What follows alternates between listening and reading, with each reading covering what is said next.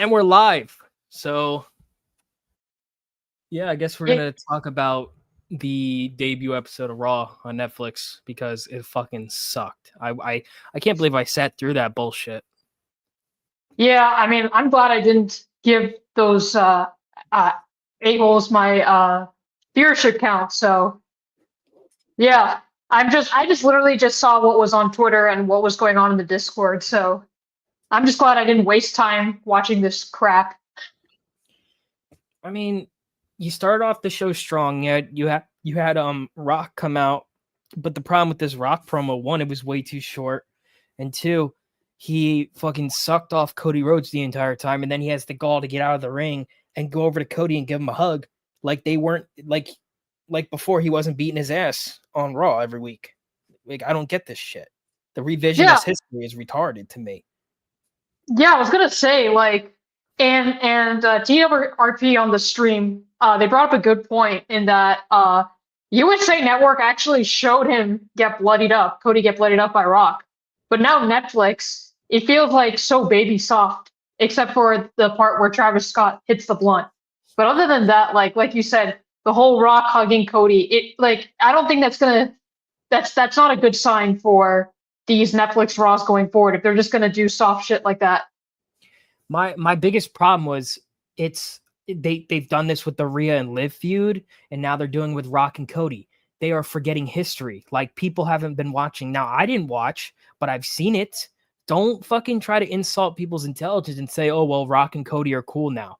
Last time I saw Rock and Cody interact, Rock was beating his ass in the parking lot, and then they had a match at WrestleMania. So I don't understand why the commentators have to be revisionist history revisionist history like this. It doesn't make any sense. And even so, the casuals wouldn't know what the fuck you're talking about anyway, so how would they know? I don't get the obsession with Cody having all the attention. He's not a draw. He's not your top guy. I'm tired of this shit. 100%. It's a general problem with Triple H booking is that he has his specific guys that he wants to shove in everybody's face and screw everybody else on the roster. Screw all the legends. Screw Rock.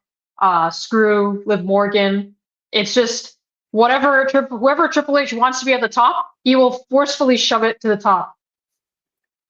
Jeremy 2025, this show sucked. If you're someone that paid money for this on Netflix, you got ripped off, and Hogan getting booed was disgusting. Yeah, here's the problem. If you're paying $15 a month metaphorically just to watch Raw, you're an actual retard. I don't know how much longer I could keep watching this show, because continuously throughout this show, I was cringing because you had Rock sucking off Cody. Then you had Roman versus Solo, which people were saying was 25 minutes. You're wrong. That match was like 50 fucking minutes. It was drawn out. It was one of the most boring, hardcore matches I've ever watched in my life.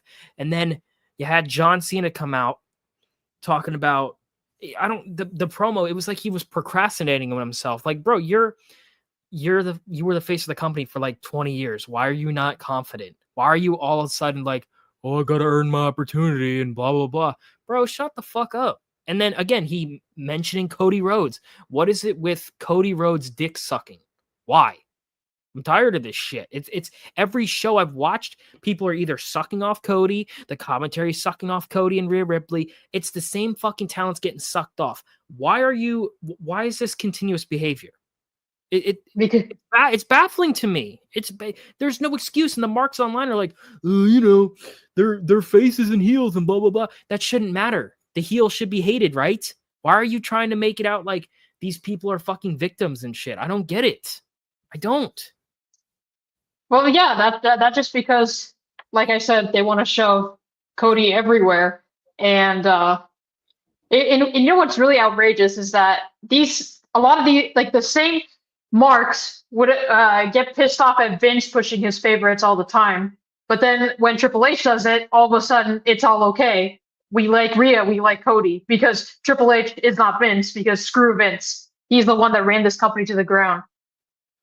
CM Punk is going to be in the Royal Rumble, and we might not see The Rock at WrestleMania. So it looks like Cody might be facing either Randy Orton or Kevin Owens again. And I don't know. Love Girl 788. Yeah, that's the problem, dude.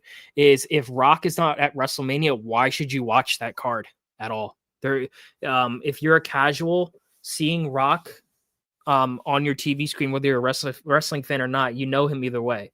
So if he's not at WrestleMania, why would you even bother tuning into that? Why would you pay Peacock $7 a month to watch that? And here's the biggest kicker. Why would you spend over $15,000 to go see WrestleMania if it's the same shit you see on an average episode of Raw? Like tonight, this Raw didn't feel any different than Saturday night's main event. And that was labeled as a PLE. This also didn't feel any different than an episode of a normal Raw episode on USA. So why are they hyping this shit up? This was garbage. Any anti-smart reviewer like me, if you have any positive review on this, you're a liar. I hate to say it. I really do. I'm gonna say this is worse than Saturday night's main event because at least by a lot. The Raw, at least that was not like how long was SNME? Like wasn't it like Saturday 2 night's hours? main event? It was 3 hours, but you had there were at least some backstage segments. You had Jesse Ventura. And Jesse Ventura wasn't necessarily sucking off anybody. He was glazing Liv Morgan, but I'm okay with that. Yeah, sure. He wasn't saying any marky bullshit, but you have Rock coming out glazing Cody like they weren't in a feud for months. And then instead of Rock doing something to Roman, he just pats him on the back and says, "Good job, kid." Like, is this the best we can do? Why not have Rock attack Roman and start a new storyline going into Royal Rumble? Why not? But instead, you have to have him dick riding Cody Rhodes, and then just being nice to Roman. I don't understand the booking mindset or lack thereof. It's not a booking mindset. It's just all right. It's just Triple H saying, "All right, Rock, going out there, put the Olafala on Roman Reigns, and we're going today." Why not start a feud? You need feuds going into WrestleMania, bro. There is nothing to be. Let me ask you a question, Lisa. Is there anything currently on the roster that you should be? Is there any feuds going to WrestleMania that you would be interested in? Because I'm not. I'm not interested in shit. No, I don't even know what feuds are we getting, because like with this whole Rock like before this Raw Netflix, I was thinking, okay, maybe there's gonna be Rock versus Cody at main eventing WrestleMania. But now Rock hugs Cody. I'm like, now that's out the door. So it's not now. The question is Rock even going to be showing up at WrestleMania, or is Rock even going to have a match? Like, who's going to face Cody now? We don't know. Well, what Love Girl said before, it's either fucking Randy Orton or Kevin Owens. Nobody wants to see Kevin Owens. I wouldn't be personally against Randy Orton, but you gotta be real. The Rock is a bigger star. Honestly, even storyline sense, Randy Orton doesn't make sense because Randy Orton literally got like out of commission for several months after that package pile driver. So he's like pretty much booked super weak. And meanwhile, you have Cody who just freaking wins almost everything. So it's like so badly matched up. Like, you know that Randy is not going to be going over. Well, and Randy hasn't won a fucking PLE match this year. So no, he hasn't won in 2024. Not a single one.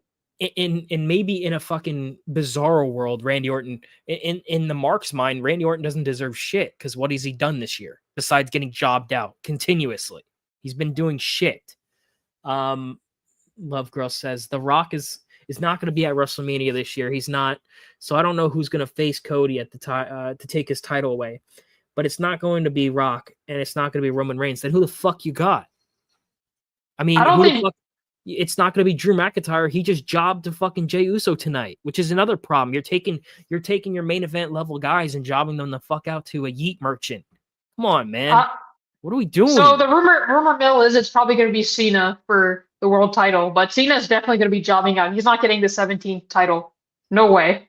Well, I mean, he said he's going to be in the Royal Rumble tonight, so maybe he'll fucking win. Here's the problem, though. If Cena wins the Rumble, why would you make him job out at WrestleMania? That's retarded. I mean, that is stupid, but like, I mean, it has happened before where the Royal Rumble winner hasn't won the rest of the respective WrestleMania match, but so I wouldn't be surprised if they just take this route. It is stupid, but that's what I anticipate. Maurice says, do Triple H think that people forgot about Rock burying Cody multiple times during the build-up to WrestleMania 40, which him burying Cody was justified? What they're doing is they're trying to be, it's revisionist history. That's why you've seen it in the Rhea and Liv feud. You saw it tonight with Cody and Rock. You've seen it with Cody and Roman. It's revisionist history because they need to make a match. That's why. It's insulting to anybody who had been either keeping up with the product or anybody who has a fucking brain, because it makes it makes the show like it's built for retards. I hate to say it. Yeah, it's built for dorks who can't so the show's basically just built for dorks that can't really follow storylines. Like they have the mentality of gophers, you know?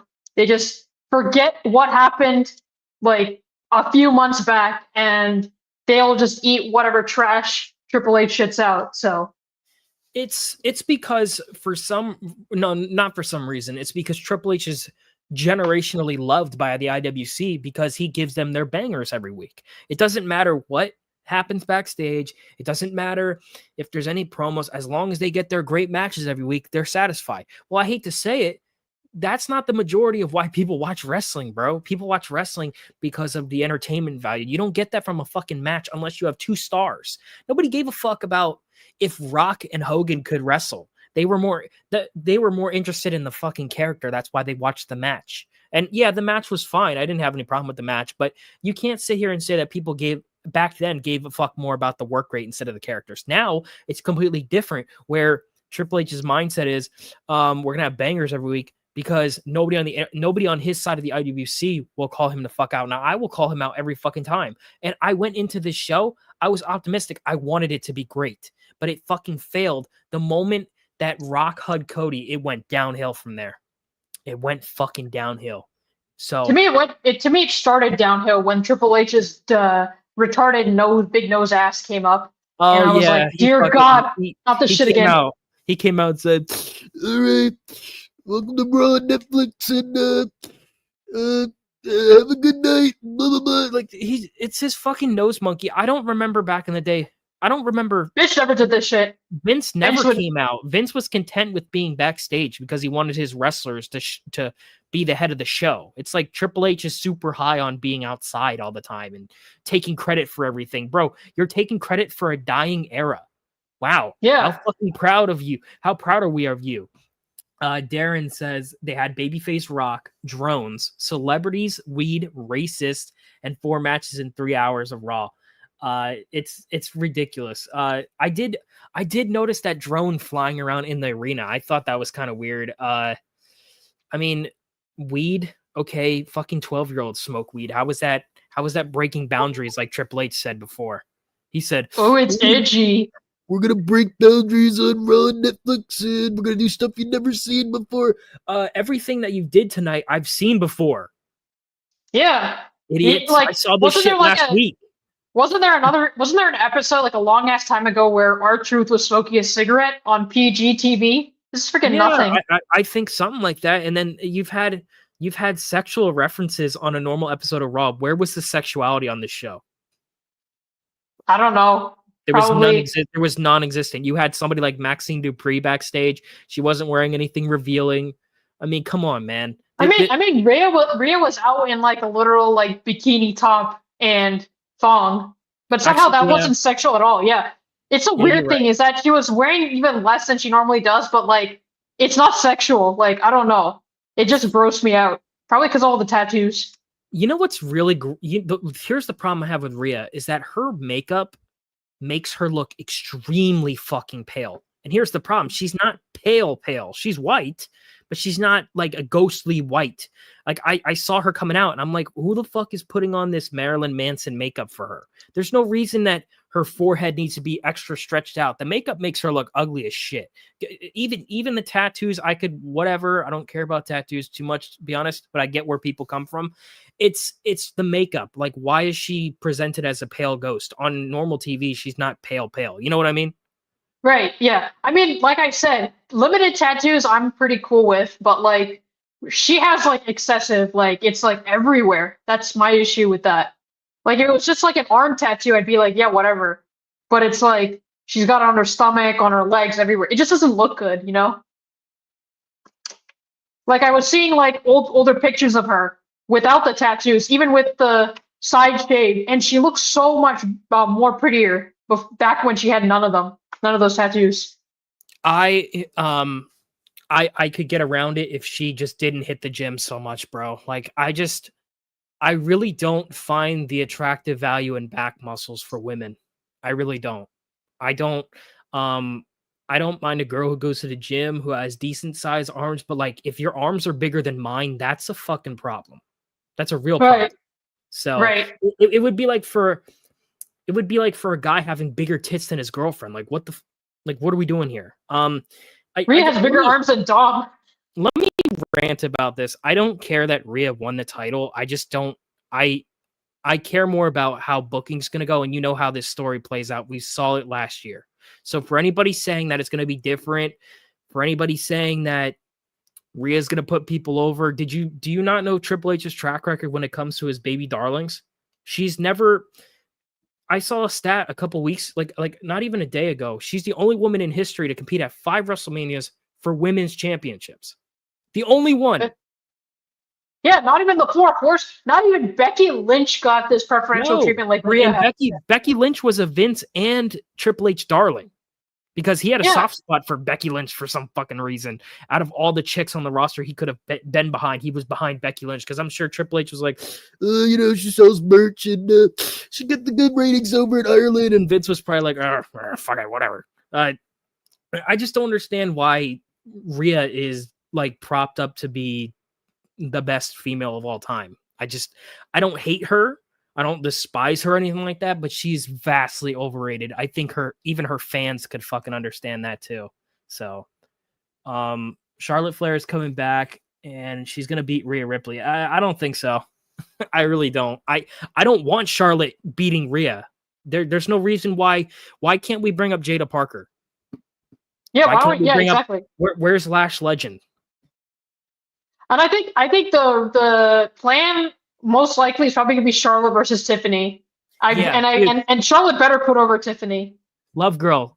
Triple H is super high on Charlotte versus Tiffany. I hope that Triple H does the right thing and puts over Stephanie, but this is Triple H we're talking about.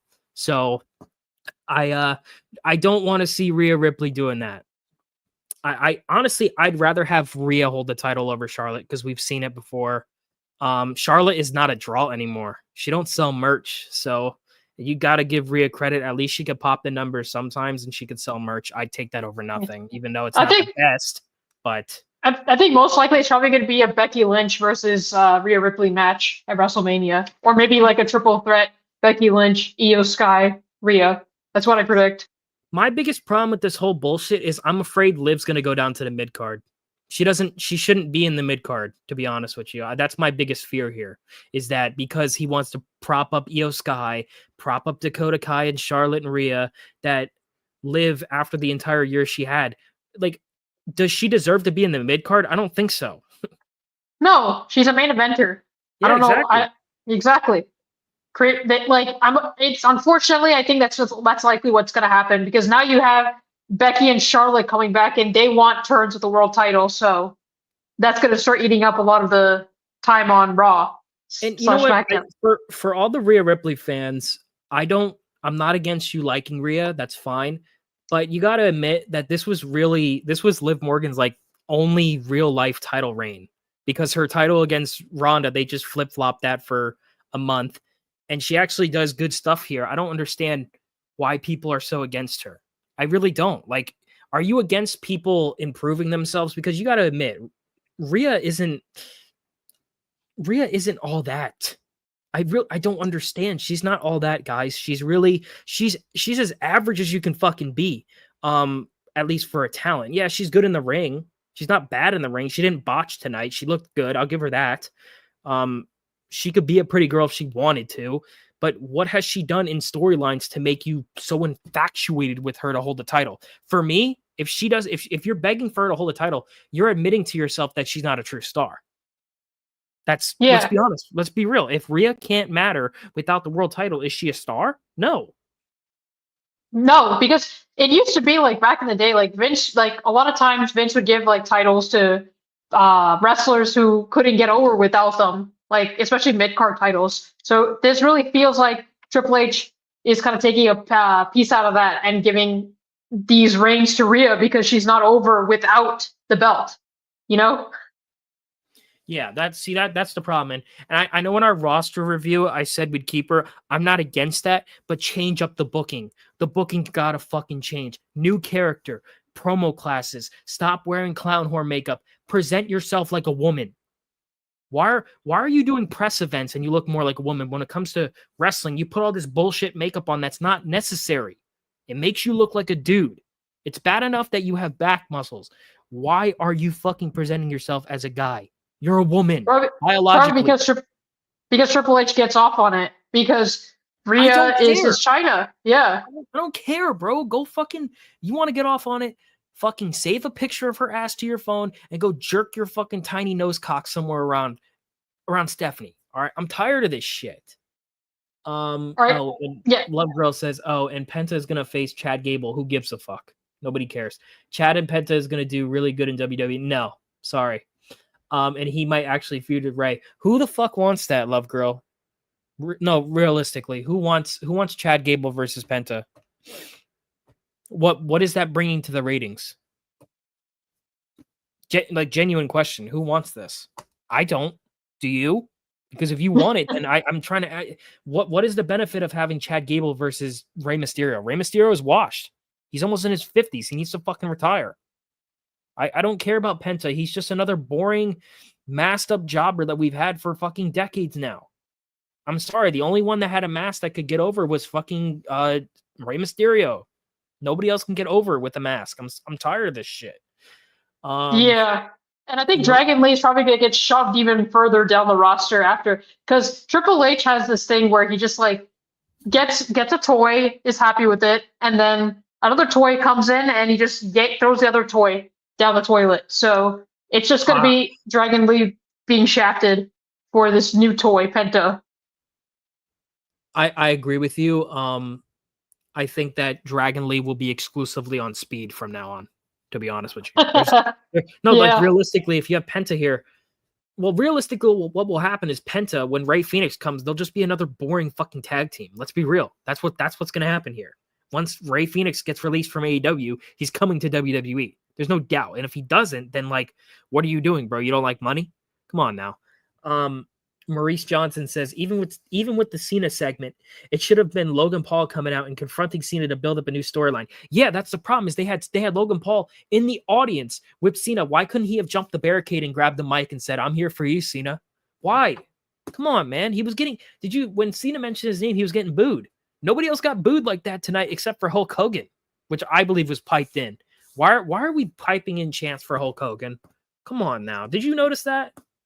Yeah, that's what that's what I read on Twitter. But there were some authentic boos, right? Like there were some people in the crowd actually booing him for real. From the sky shot, everybody was fucking cheering him. Oh, I did not know that. I'm so dead ass. From the sky shop, everybody was on their feet, either recording, clapping, or singing his fucking song. Where are these boos coming from? They're coming from the fucking mic. Nobody was booing Jimmy Hart or Hulk Hogan from what I saw. And when he was cutting up, now his promo was okay. It wasn't great, but nobody was booing him. So I don't get it either. Are they just trying to continue that Mark narrative that Hogan's a racist and all these marks hate him because of that? I don't know. Oh, but it's okay for Sami Zayn and Kevin Owens to say the N-word. Oh, yeah, because they put on bangers in PWG and ROH, so they're automatically excluded. As long as you put on bangers, you could say whatever racial term if you want, you fucking retard. Fuck out of here. And that's a crazy thing. Like, Hogan literally has put on the so-called better bangers in New Japan in the 80s. Yes, and he could actually wrestle, even though he shouldn't have had to do that. He proved people wrong, but people were like, Hogan didn't have work rate. Ultimate Warrior didn't have work rate. Okay, they didn't have work rate, but yet they were the most over wrestlers of all time. What are you talking about? I don't know. This whole work rate bullshit. It's such an ROH PWG nonsense trend that really started infecting WWE around, I would say, kind of early to mid 2010s, when like all these indie guys started getting signed starting with CM Punk and then Daniel Bryan and then all Seth Rollins and all these stupid ass indie talents that did nothing but flips, kicks, and scream on the mic about how they're being treated unfairly in WWE. So okay, that's better. I couldn't see it before. Love Girl says, but Shawn Michaels is doing really well on NXT because NXT has been doing quite well. No. Sorry. Like, I'm gonna be real with NXT. He's doing well with the female division, but the men's division is absolutely abominable, like we said on our review. We were trying to justify Trek going up to the main roster, and we could not pick one person to drop the title to him because they were all ass. They're horrible. Ethan Page sucks. NXT is not a success because it's not building up the stars. Why is Trick Williams still in NXT when he should have been called up 2 fucking years ago? Justify. Isn't Trick Williams like in his early 30s? Why hasn't he been called up? Yeah, Trick is in his early 30s and he's like the most over wrestler in NXT, but yet he's still down there. Like, what is the point? I don't get it.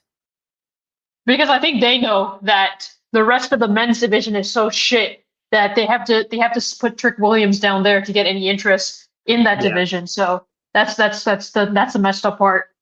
El Muchacho said, really disappointing show. Thought we were going to start a Rock Roman on the other WrestleMania feuds, but we got nothing. All clean wins, and that's it. Actually, it was the stereotypical Triple H show. I saw a comment on the TWR stream. It was just NXT Black and Gold on a bigger stage. That's exactly what it is, and I agree with that. There were no surprise. Why did it take Hogan almost 3 hours to come out and cut a 2-minute promo? Probably because we gotta go 1 hour for the Solo versus Roman match. That's just ridiculous. I'm tired. Love Girl, I gotta address you. We haven't been clamoring for Vince McMahon to come back. I'm glad he's not coming back. Yeah, he's old at this point. I'm gonna be real with Vince. Here's the problem: Vince is completely checked out of the industry. He wants nothing to do with pro wrestling. He's still making money from WWE, but he's not part of WWE anymore. I don't. Lisa, do you remember yourself in that stream we did talking about we want Vince back? I didn't. I never said. No, I didn't either. I was against it because I'm like, the dude's old. He has pretty much checked out for I want to say since like early 2010s. So there was really no point to bring him back. And it's just going to be a power struggle. It's going to be because like the 2010s was it felt like a power struggle in that it felt like Vince had to push all of these Triple H darlings, and then when they flopped, he had to go back and resort to his crew of guys like Cena, Orton, Brock to bring back the ratings up, or like Jinder Mahal, for example. So we're just going to get that power struggle yet again, where somebody has to go in and save the ratings after some Triple H darling flops. Arion says Rock returning as a babyface undermines the entire final boss gimmick. I'm so glad you fucking said that. I'm so glad, because what the fuck was the point of Rock turning into the final boss if he's just gonna be all nice and cuddly to fucking Cody Rhodes? What is this? This is that revisionist history I'm telling you about. It's so sad to say. Z Kid says Lola call up soon. I don't want her to be called up under Triple H. She's gonna get buried. I'm sorry. I'd rather her stay in NXT. Low-key, she's also getting buried in NXT because I would have had her as the women's I would have her as the women's NXT champion, but it doesn't seem like she's progressing beyond the lower mid card of the women's division. Instead, it's all these Triple H indie lovers like Giulia, Stephanie back here, Zarya, Roxanne that are taking up most of the top slots. So it's unfortunate. Well, I think Lola is good, but I don't think she's better than Jada Parker. So I would have clamored more for Jada Parker to be NXT Women's Champion. But I see what you're going for. Lola is very attractive, nice ass, very talented. But yeah, honestly, I don't want her to be called up because, like, what is she? She's not going to do anything better on the main roster. That's my kind of big here. JB Jr. said, I just uploaded my short regarding exterminus of HEC. I will definitely check that out. If you follow me on Twitter, send me that link. I'll check that out going forward. No doubt. I want to support the fans here. Darren says, I can never tell when CM Punk is selling an injury and when he's actually injured because how injury prone he's been recently. Yo, honestly, that match, I don't know if you noticed, in that match, they were trying to do some fake MMA bullshit. I'm so tired of that. Get it out of he here. does that shit all the time. He does that shit all the time in his matches, that MMA bullshit. Like, I remember in WWECW, they were introducing him as a Muay Thai specialist, and he'd do the fake MMA shit over there. And then he got exposed in real MMA, and he's still doing it. That just blows my mind. Hey, thanks for the support, bro. Yeah, I was gonna do this tomorrow, but I can't. I had to really get out my frustrations because this this show was absolute dog shit. And Lisa didn't watch it, but I did, and I spent. Here's my problem. I couldn't do this show without listening to music. Like I didn't want to hear the commentary. You had Michael Cole sucking off Rhea Ripley the entire time. I'm done with that. I'm just done with commentary in general. Can it just be a mute wrestling show? Put music in the back. I'm done with commentary. So I mean, I'm done with Michael Cole. Like, Michael Cole his ass should have been gone 10 years ago. Fuck him. Yeah, for sure. Thank you, Wonder McThunder. I really appreciate it. Yeah, Lisa knows a lot about wrestling. She used to watch a long time ago. Yeah.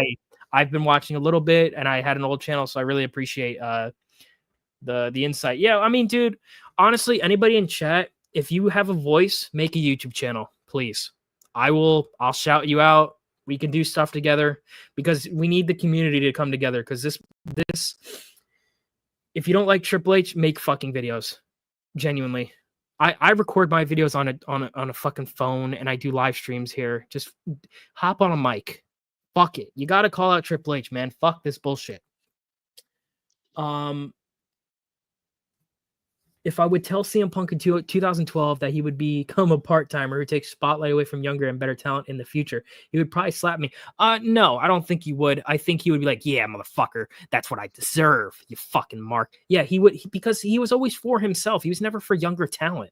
I don't, like, Lisa, where did this narrative come from that he was clamoring for younger talent? Why? Because he mentioned New Japan and Ring of Honor? He never clamored for young talent. He wanted his push. Come on, man. No, I mean now he's busy buttering up to NXT talent because so I think he doesn't want talent that threatens him. He's very similar to Triple H in that he doesn't want talent that threatens his legacy. But he'll butter up talent that absolutely suck balls, like Chris Hero. He's like, I want Chris Hero in the Shield. So he'll butter up garbage talent like that. So hey, JB Jr., I just got your mention on Twitter. I will be checking that out right after the stream. So I really appreciate it. Yeah, Top Dog. I'm gonna do a space sometime soon once we get those Netflix numbers. Oh, so yeah, for sure. Keep an eye out for that. Yeah. If you got anything to plug right now, do it. Fuck it. This is an open platform. So hey, what's up, JT? It's nice to see you, bro. Levesque on viewership tonight is non-specific terms. Early numbers are strong, and Netflix executives are very pleased. He emphasized Netflix's numbers company. Did he mention that in the post show? Because if he did, he's a liar. I know damn well this first episode might have gotten decent views, but let's point this out. Did you see that? Did you see the clips of the people leaving during the show? Yeah, I saw that. I saw that. Okay, so we know this is not going to get views because I literally just turned on Netflix just to see, okay, where is this being ranked? Is it in the top 10? It's not in the top 10. And people are saying, oh, it's live. They're not going to broadcast whether it's top 10 on Netflix. And I'm like, Paul versus Tyson was immediately branded as #1 TV show on Netflix while it was airing. So this is not an excuse. Literally, Squid Game and a bunch of other trash TV shows are in the top 10 spots, but not a show that is live. So nobody cares about wrestling in the year 2025.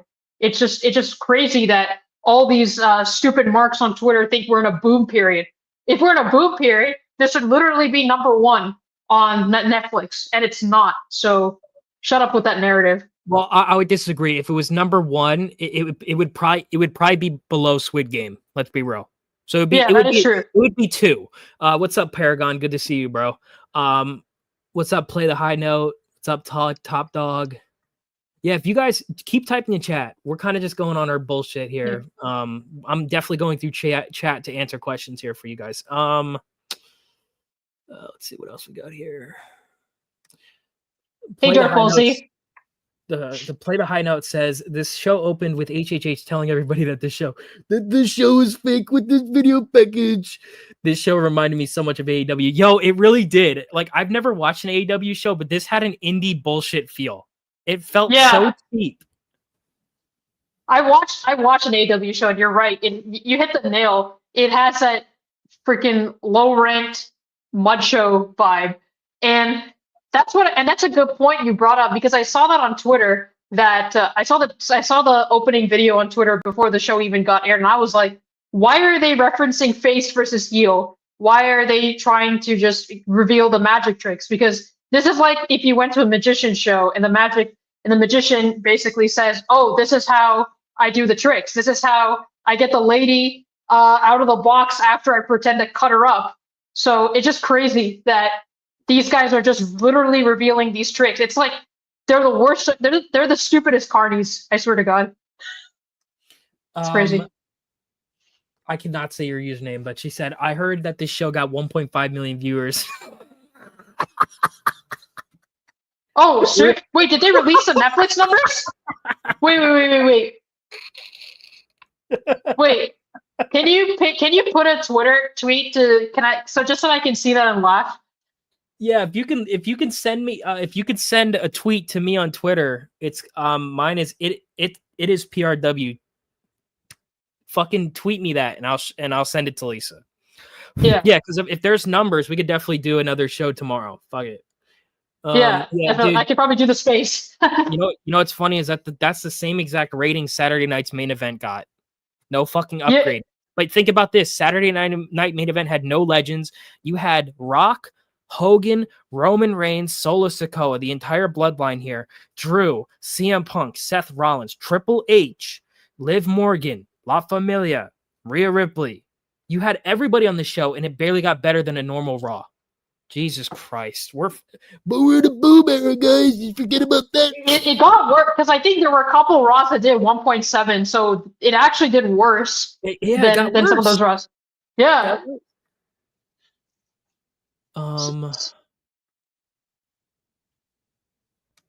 What's up, guys? Is it cool if I hop on the stream and roast the show? Yeah, if you want to hop on, I can have you in here for sure. Yeah, I think Mohammed also wanted to join, so yeah, if you want to jump in, follow me on Twitter.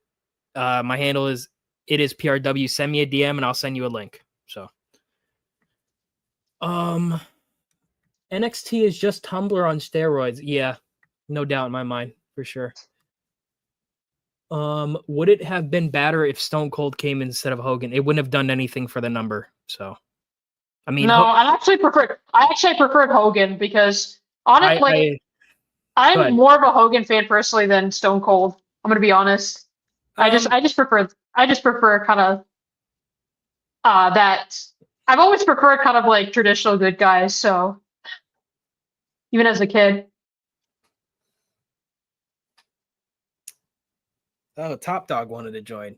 Yeah, Top Dog. I can send you a link real quick. Give me a minute. I don't want to have too many people. I don't want to have too many people in here because it's gonna get like a clusterfuck. So give me real quick. Yeah. I'm gonna send this to. Yeah, Mohammed also wants to hop on. Can you let him in? We can just do the four of us. Hold on. I'm gonna put the fucking. I'm gonna make a tweet about this link. So if you want to join, just fucking click the link and you'll be in a. If you're interested. Can you talk while I'm doing this? Yeah, sure. Yeah. So I guess Top Dog made a good point. Why is it that AEW gets Guns N' Roses while WWE gets Travis Scott? Well, because I don't know what market. All right, it's up, guys. Okay, cool. Yeah, I mean, I don't get what market Triple H and WWE is trying to appeal to, like with bringing in Travis Scott, with bringing in Sexy Red. I just don't get it. Like, Marks don't care about rap. But where the fuck is Megadeth? Where's Slayer? I'd love to fucking have those guys on there because at least that music is intense. We had Anthrax back in the day, Drowning Pool, Pantera. Why the fuck we have Sexy Red and bullshit? Nobody likes that music deep down. The only one who likes that music is 14-year-old girls who want to be sluts in real life. I hate to say it because I was a fucking 14-year-old boy. I fucking hated music like that. I grew up on great metal. Where the fuck is any great metal? I wouldn't have been against Seether even showing up to do something. Why don't they? TKO has the money. Hire these people. Come on. Yeah. Z Kid says NXT Black and Gold is worst show. Yeah, no doubt. NXT Black and Gold was the low point in my watching career of watching wrestling because it was just banger after banger every week. So fuck that shit. Have you guys noticed the wrestling statisticians trying hard to convince that we were in a boom period? Yeah. Even Triple H is trying to say that. He always goes in interviews and say, it's better than the Attitude Era, it's better than Ruthless Aggression, and blah, blah, blah. Even the COO is trying to push that narrative because he knows his boom period is failing. So let's be real. Guys, I put the link on my Twitter. So if you want to join, just click that link and you'll be put into backstage. So if you want to do something or whatever. Yeah, and the boom period is such bullshit because if it was a boom period, I'd have my Twitter feed completely filled with wrestling content. I don't. MMA, casuals talk more about MMA than they do WWE. It's been like that for the past 15 years where UFC has pretty much completely stolen WWE's thunder. So it just makes no sense to me that we're in a boom period and that WWE is suddenly popular and great again. It's not popular. The only reason we mentioned this in the roster stream, the only reason people are actually fucking watching or not the reason they're making money is because of deals that Nick Khan established. So that's the problem, is that without these deals, WWE would be fucking bankrupt. Their stock would be fucking plummeting.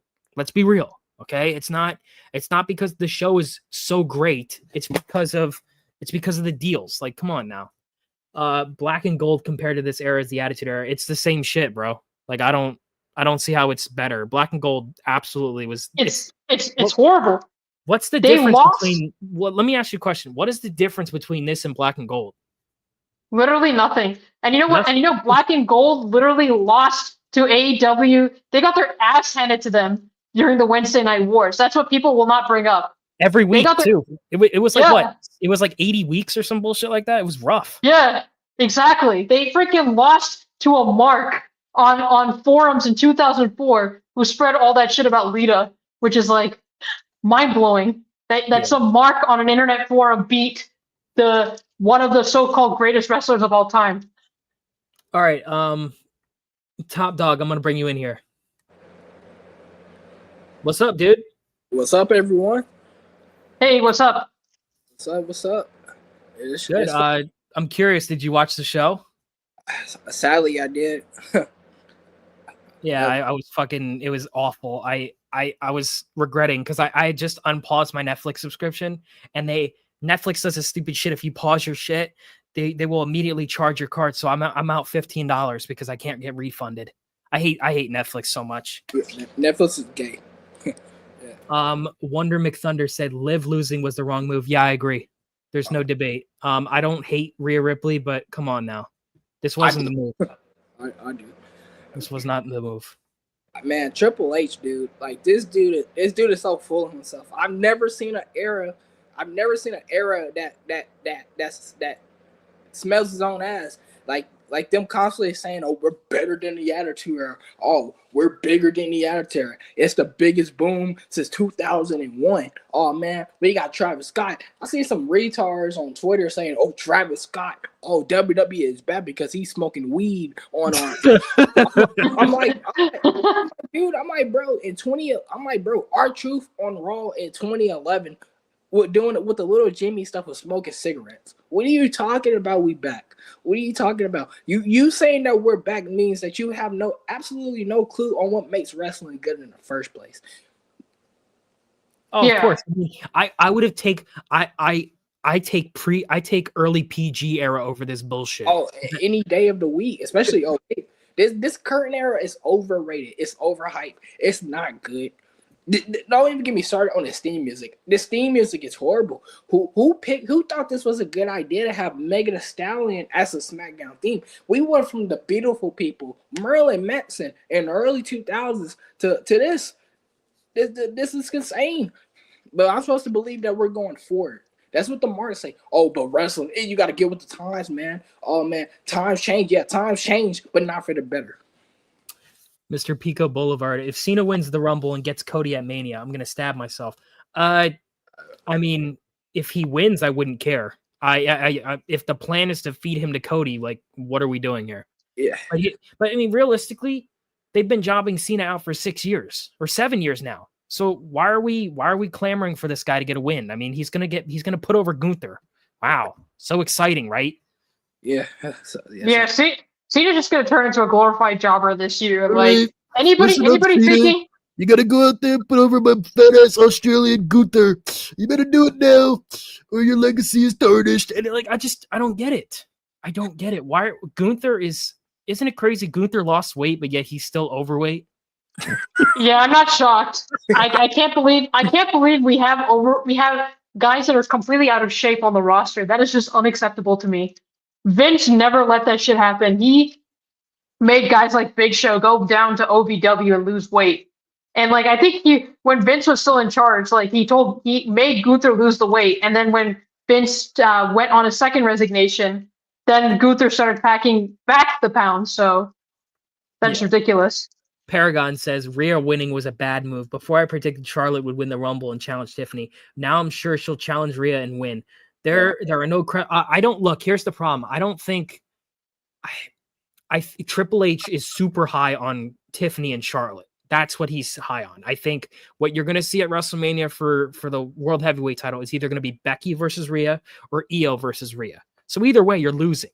That's the problem. So I mean, all I hope for is that Liv Morgan doesn't get sent down to the mid card because she's better than the mid card. Let's be real here. So I don't. The mid card is for people that aren't over. Liv is over whether you like it or not. She is. So there's no reason why she should be downgraded. Let's be real. Man, you know what's bad? It's bad that NXT has a better women's division than the main roster. That's what we've been saying. In our roster review, we kept all the women in NXT because they were better than the women on the roster now. It's sad. That is crazy to me. This is backwards. This is so ass backwards. Most of the hot women is in NXT, and they're getting even more hot women. While on Raw, you gotta deal with a Marilyn Manson wannabe and Rhea Ripley. You gotta deal with the drag queen and Becky Lynch. You gotta deal with Charlotte. She looks like a man. But you gotta deal with Bayley, and you gotta deal with Nia Jax. And you gotta deal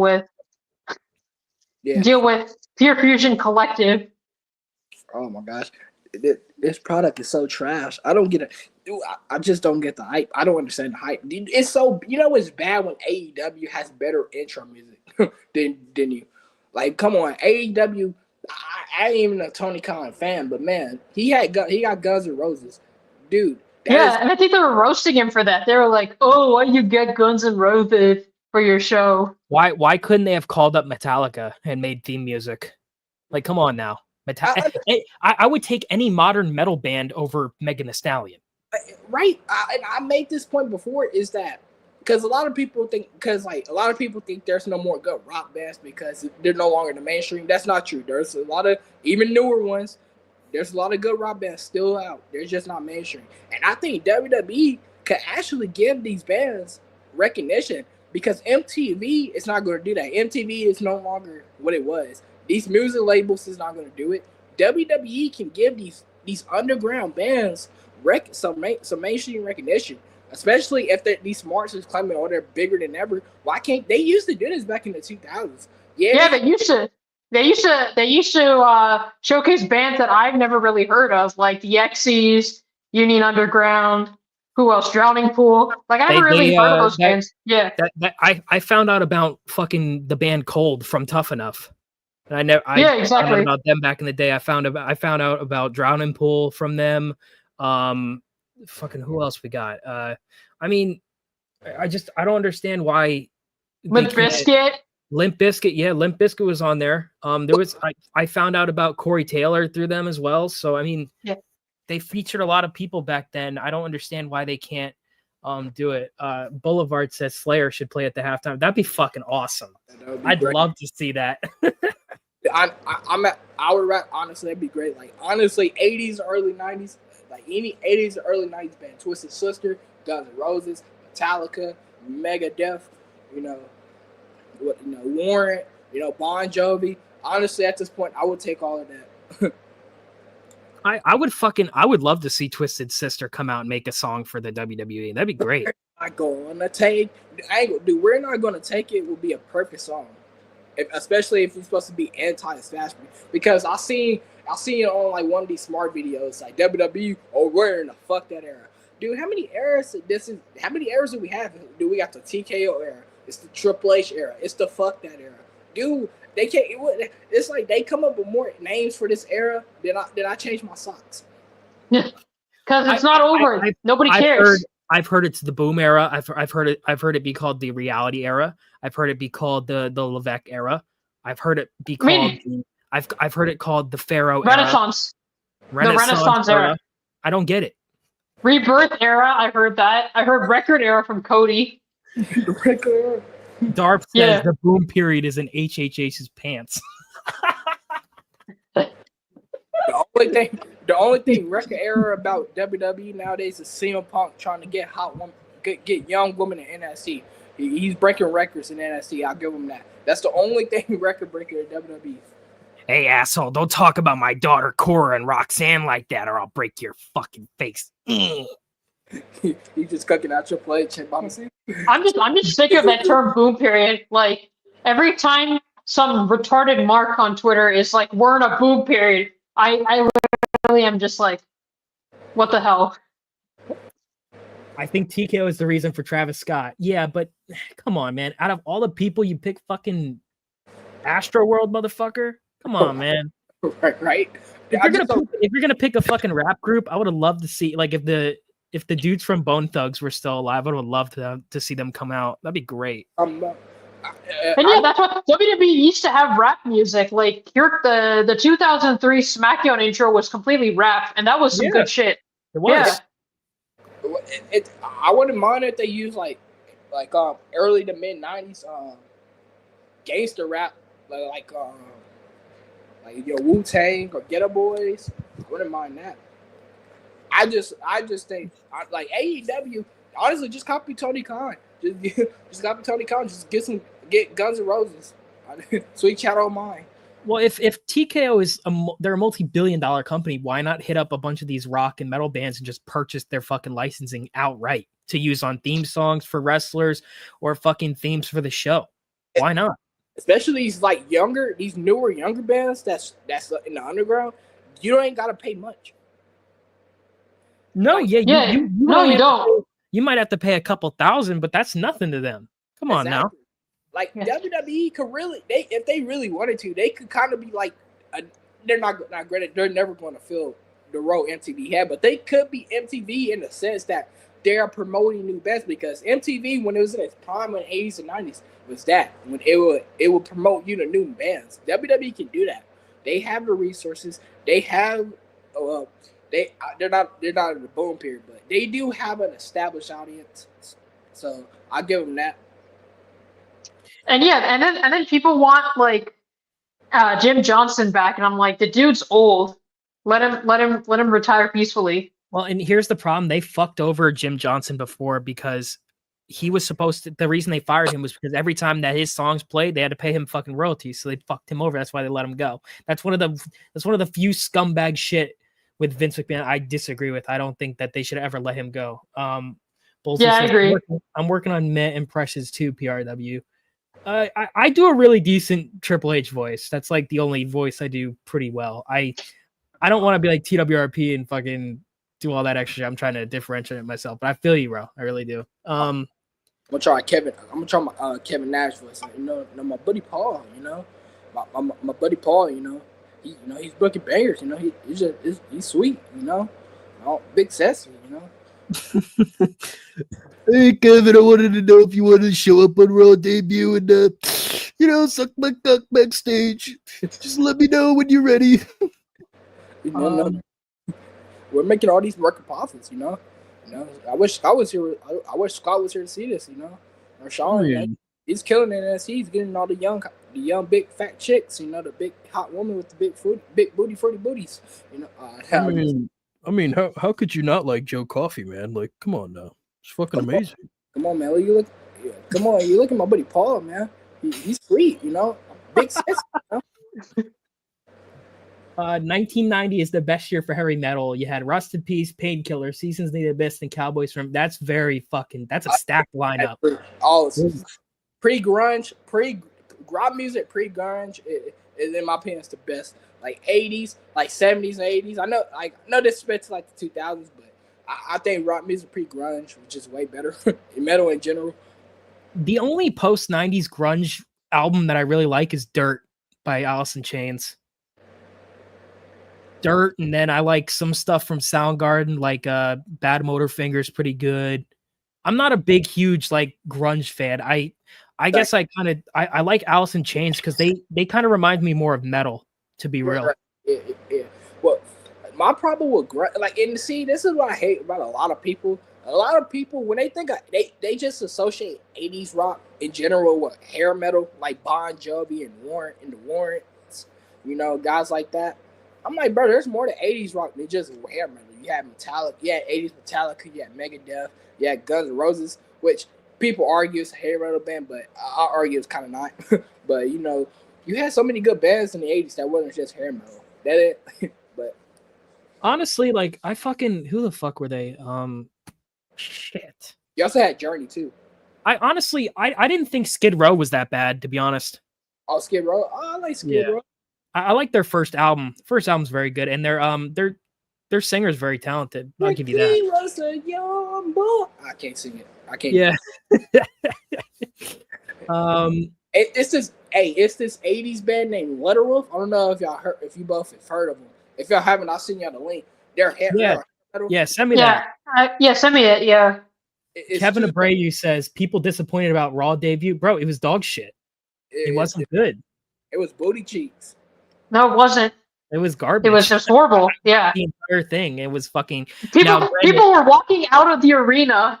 Like, when did they walk out? Like, they were walking out. I think during the Drew match. Yeah, they were walking. Yeah, the Drew match. People were walking out. That's just crazy to me. That's how shitty this show is. Now, granted, I watched the show. I had Seether in my ear playing the entire time, but because the commentary was absolute dog shit.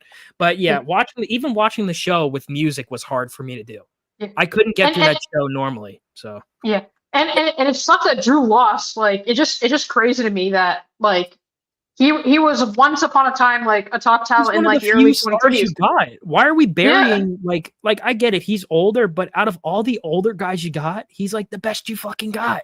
He still looks good. He still looks good in my opinion. And 2024 was a horrible year for him. Literally, he like jobs to Seth, jobs to Damian, job to Punk, and now job to Jey Uso. And now what? He's going to be in SmackDown doing what? Like, it's a dead brand. He's doing nothing. Exactly. Doesn't even get to be on Raw. Has to do fuck all on SmackDown. Which makes me wonder, Randy Orton's going to Raw, right? Or is he going to SmackDown? I don't know what's going on with Randy because I haven't seen him. I guess he's still kayfabe injured. My thought is he would be on Raw, but SmackDown is fucking grasping for talent right now because they took everybody from fucking SmackDown and threw them on Raw. Even LA Knight was there tonight. Now, granted, he was in the crowd, but I'm sure he'll make appearances on Raw going forward. Yeah, they went all in on this Netflix episode, and it didn't even hit top 10. So they went what's the point? In. They went all in just to fail. That's the craziest thing to me. You really tried your hardest, Triple H, and you still fucking failed.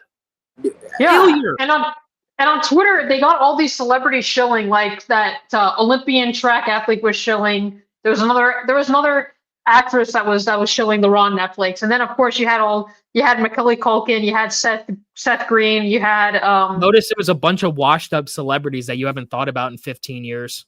Yeah, Exactly. And the crazy part is, like 2 years ago, in 2023, UFC got Sydney Sweeney. Like, why can't WWE get Sydney Sweeney? Yeah, and they had fucking Don Fry there too, right after, which was Yeah, hilarious. exactly. Or what about that Cindy Thomas chick? I mean, she's just blew up. She ain't at a WWE event. Exactly. Why can't they bring her? Why do they have to bring irrelevant stars that had their peak of relevancy like 20 years ago, 20, 30 years ago? It just doesn't make sense to me.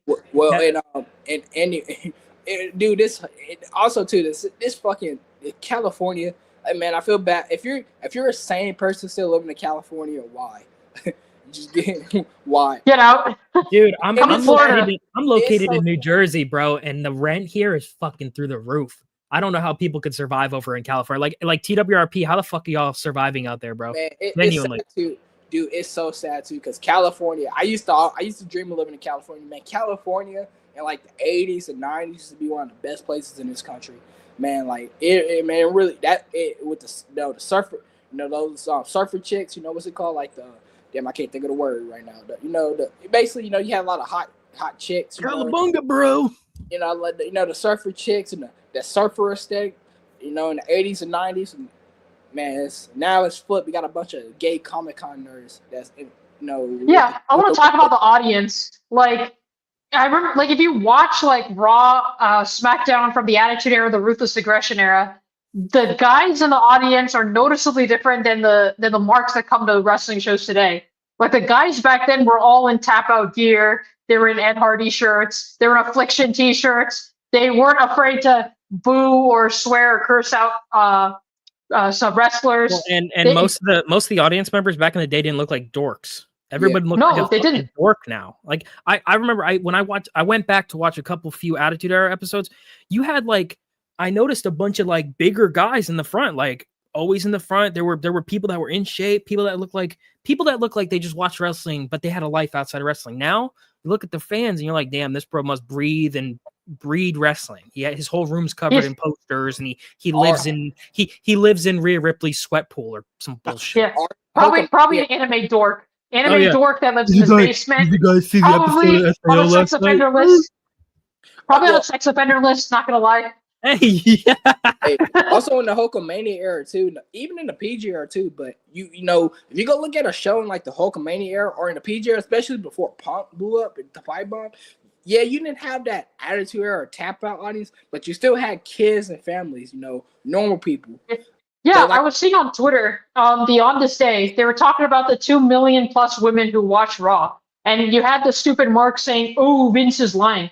But if you saw who was featured on Raw, it makes total sense because it was Randy Orton, John Cena, and there'd be tons of women, even attractive women, who would go to shows just to go see those two. Who is a male wrestler now that attractive women want to go out to see like they used to? Oh, definitely CM Punk and Seth Rollins. I mean, come on. Oh, CM Punk makes my panties so fucking wet. You don't even understand. 2014 really was 2014 was really the year where you saw the audience really change. And granted, it was kind of building up with Punk and the pipe bomb, but you still had Cena there to keep, and then The Rock came back, to keep the families there. But once you get to 2014, Punk left, and then Bryan blew up, and so you got all the smarts. That's why you got the whole smart takeover, the yes movement. That's why. Oh, yeah, Kim Orton met his wife. Yeah, I forgot.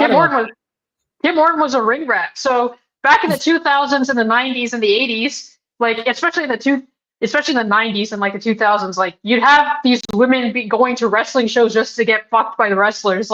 It used to be a whole thing on forum boards where how to get a male wrestler to bang you. You got to go to a house show. You got to have specific hand signals. You got to dress a certain way, and then you could proposition a wrestler like Batista, Cena, Orton. They got tons of ring rats and divas. I like this. I like this comment from Mr. Pico. Gunther dries vaginas. Yeah, he probably does.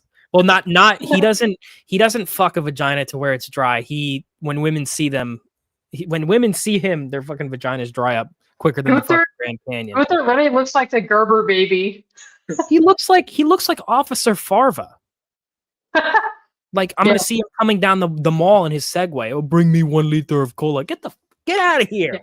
And And Mama brought a good point. Are we not talking about the retardation of wrestling signs? Yeah, literally, like these PG era wrestling signs suck ass. It's like, oh, Dom got chicken tendies, or like, Yo, mommy's on JT, top. you live in LA. Can you explain to us in the comments what is living in LA like? I'm so fucking curious. Please let me know in the comments. If you lived in, I would say, if there's somebody on here that's a little bit, that's in like their 40s, that lived in California in the 80s and 90s, please, say your experiences, because California, like California is really a state that's gone downhill. Like I said, like you go back and watch shows from the 80s and 90s, man, it's just a different world compared. Man. That shit went downhill. Like I said, you went from hot chicks. You went from California. You went from being about hot chicks and surfer dudes and stuff like that.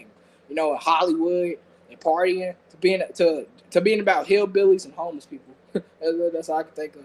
Bullsy says Gunther is the fat autistic kid at your high school. Yeah, he is the fat autistic kid. He's the only reason Gunther, you could say, stands out is because he's a taller dude. But compared to midgets on the roster, it's not like he's a giant. Like Not even that tall. Like Randy Orton completely dwarfs him. Well, think about it. When you look at when Omos was in the ring, he made guys like Brock look small, and Brock's a big guy. Brock's a huge dude. Yeah, he's a big dude, big dude. And the other thing is, like, I saw I didn't see Dynamite, but I saw some video clips of it, and then you have Big Cass over there making Edge, who is 6'5", look small. That's how big dudes used to be. Mike Zilla says, I grew up in Koreatown of LA when I was born in 92 to 2013. I agree. Well, can you tell us what it was like in the 90s? Like, tell us how it was for music. How was the general atmosphere? Because I'm so curious, because I know around that time, LA was booming. It was good and bad, but just like, let us know how it was, because I'm so fucking curious about it. I would say I would prefer somebody that was like a teen or like an adult in the 90s, especially like the early to mid 90s. That's what I really want. No disrespect. That's what I really want to listen to. Yeah, we need the uncles. We need the uncles and aunties to let us know what's going on. Basically, like, did you get to meet Easy? I mean, he's from Compton. Yeah, did you like buy drugs from him or something? Let us know. Jonathan Hayes says, back in the Ruthless Aggression era and early OG, the most handsome male wrestlers were John Cena, Randy Orton, John Morrison, Edge, Chris Jericho. I wouldn't say Cody was never. No, Cody. No, he wasn't. Like, I'm a straight woman, and I never found Cody attractive. I found the other guys on your list very attractive, but not Cody. Come on, Lisa. You're telling me you didn't get wet for Cody? Come on. No. Come on, you're lying. Come on. He always looked gay to me. He's like Dolph Ziggler. Like some people are like, oh, Dolph. It's like a dude's thought of what a handsome guy is. Like, they say, oh, Cody and Dolph are handsome, and I'm like, no, they're not. Dolph lost for any woman that wanted to fuck Dolph. He fucked Amy Schumer. That should make you want to stay 50,000 feet away from him. Oh, even worse. He fucked Sonny. He fucked the most infamous cum dumpster besides Lita. That's crazy. And it's not even 90 Sonny. It's not even 90 Sonny. It's run down fat Sonny. Marie says, Lisa, come on. You're telling me you didn't like dashing Cody Rhodes? Come on. No. Hey, I thought that shit was gay. You didn't like his smooth knees? No. Come on, no, Lisa. I never found him attractive. You're telling me back in the day you never found me attractive. Now I know you're lying. No, I know you're. Yeah, he's like punk. He's like punk and Dolph Ziggler. I'm just like, what do people do this? 7 hours? How the fuck did this not fall off? Damn, bro, this chick is hot as fuck. This chick that was on that chick that was sitting next to Sidney Thomas at that game in that pit. Yeah, she's hot as fuck. If WWE used to get more people like that on and like drive away these smart fans, I would actually kind of start tuning into them again. But they keep going back to this smart fan base. That's the problem. That's the ultimate problem with WWE and wrestling in general. WWE won't get better until they realize these current fans are. Yeah, Jonathan asked Lisa, what male wrestlers do you really find attractive? Probably the best one, the one I found the most attractive, was Randy Orton in the 2000s. Like, he was freaking hot. And I'm not gay. I'm not gay or anything, but yeah, he was Yeah, he was a good looking dude, no doubt in my mind, for sure. Yeah, probably the best. Honestly, the best looking wrestler WWE's ever had, in my opinion. Like 2000s, Randy Orton was just like insanely hot. Yeah, well, I a lot of people clamored over Batista too. I don't know if you were one of them. 100%. Yes, I was. Yeah. Oh yeah, Batista was definitely like a hottie in the 2000s also. Honestly, like wait. I got a question. What about Triple H? Honestly, Triple H wasn't too bad looking in the late 90s, early 2010s, but yeah, post like late 2000s onwards, no. What about okay, Jonathan says, Lisa, what male actors do Bro, why are you so curious, homeboy? Yeah, you write stuff down? Are you gay? Yeah, come on, man. Like, are you at the Diddy parties? Yeah. Yo, what are you gonna ask me next? If I have 1,000 liters of baby oil I can lend you? Come on now.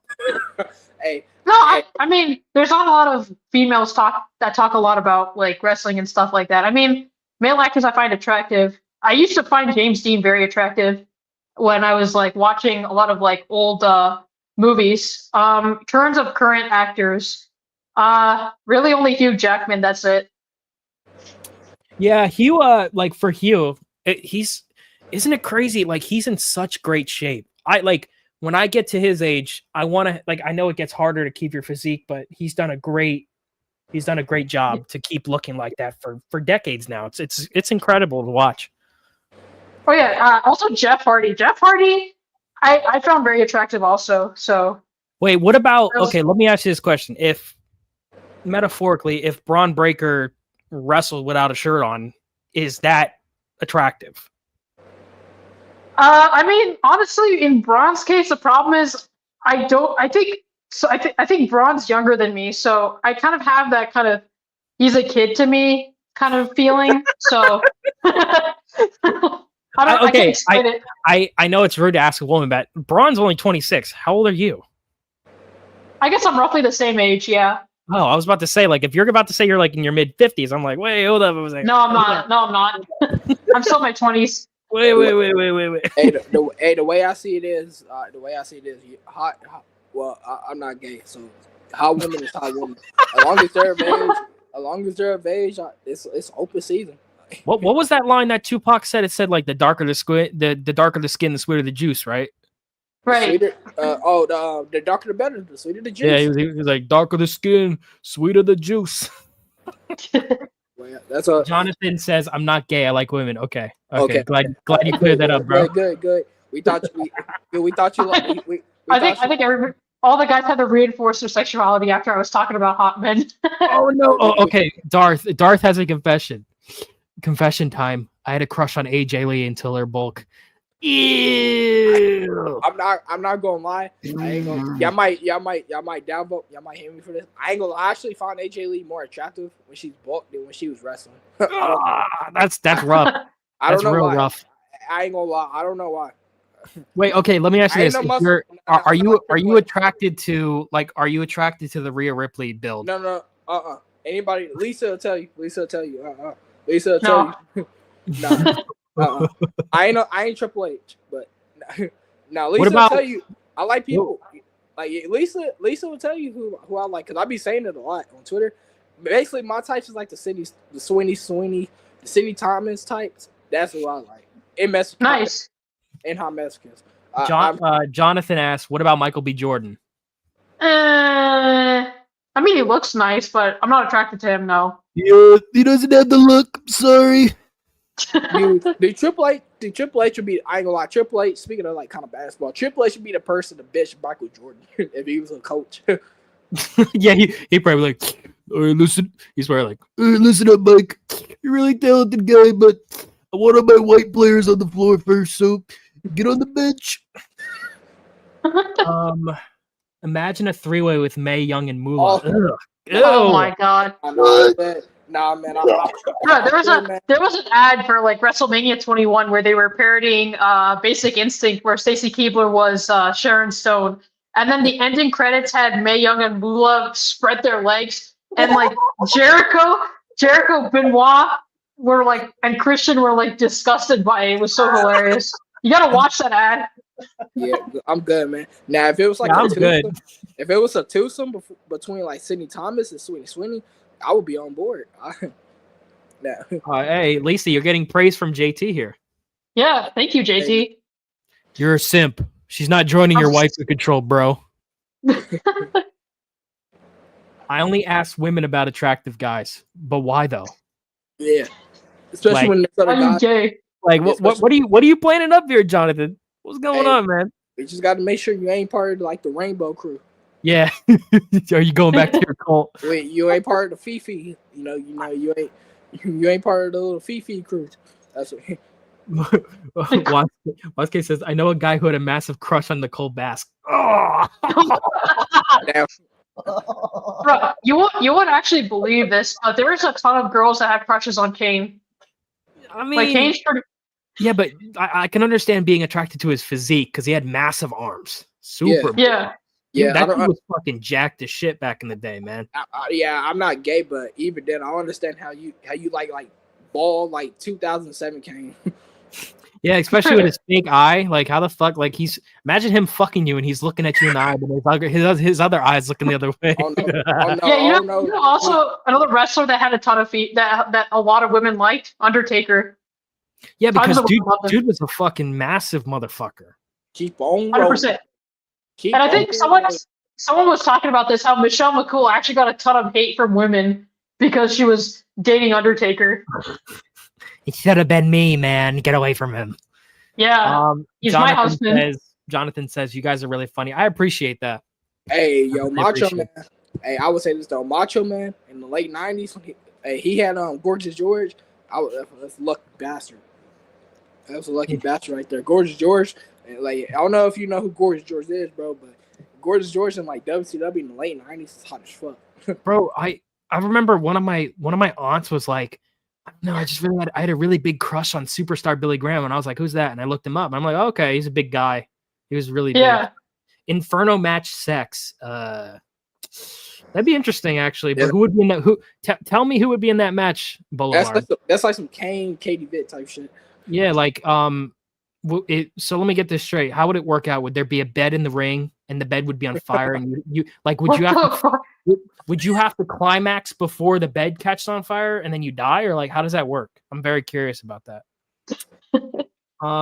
Undertaker is awesome and cool. Well, he came out and had to fucking suck off Rhea Ripley tonight. Oh god, that shit just honestly, I hate this shit now. Like all this legends freaking popping up, all this crappy ass talent. Like Edge popping up FTR. Now we got Rock popping up Cody, and now Undertaker popping up Rhea Ripley. It just sucks ass to watch. My problem was like, you know damn well he didn't want to do it, but he did it for the money.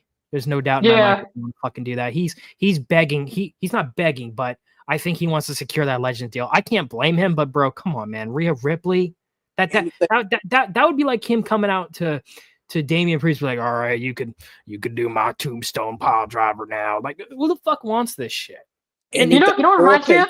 Why couldn't he be the dead man? Why does he keep bringing back American Badass? I'm tired of seeing that character. Bring back the dead man. You know what reminds me of? When Luke Skywalker constantly had to prop up Rey in the sequel trilogy in Star Wars. Oh, yeah. I hated that shit. Yeah. You're the real chosen one. Like, just stop fucking sucking. She's not going to fuck you, bro. She's not fuck you. Snitsky and Lita, hell no. Nope. No, I meant like now. Who would do that match? Yeah. You know what? You want to get Dom over? Have Dom and Liv have sex in the ring. Why not? Hey. Okay, pal. My ex-girlfriend adored Finn Balor. What the heck? Wait, Wait. Hold on. Wait. Did she adore him like while you guys were dating? Because that's kind of cuck shit.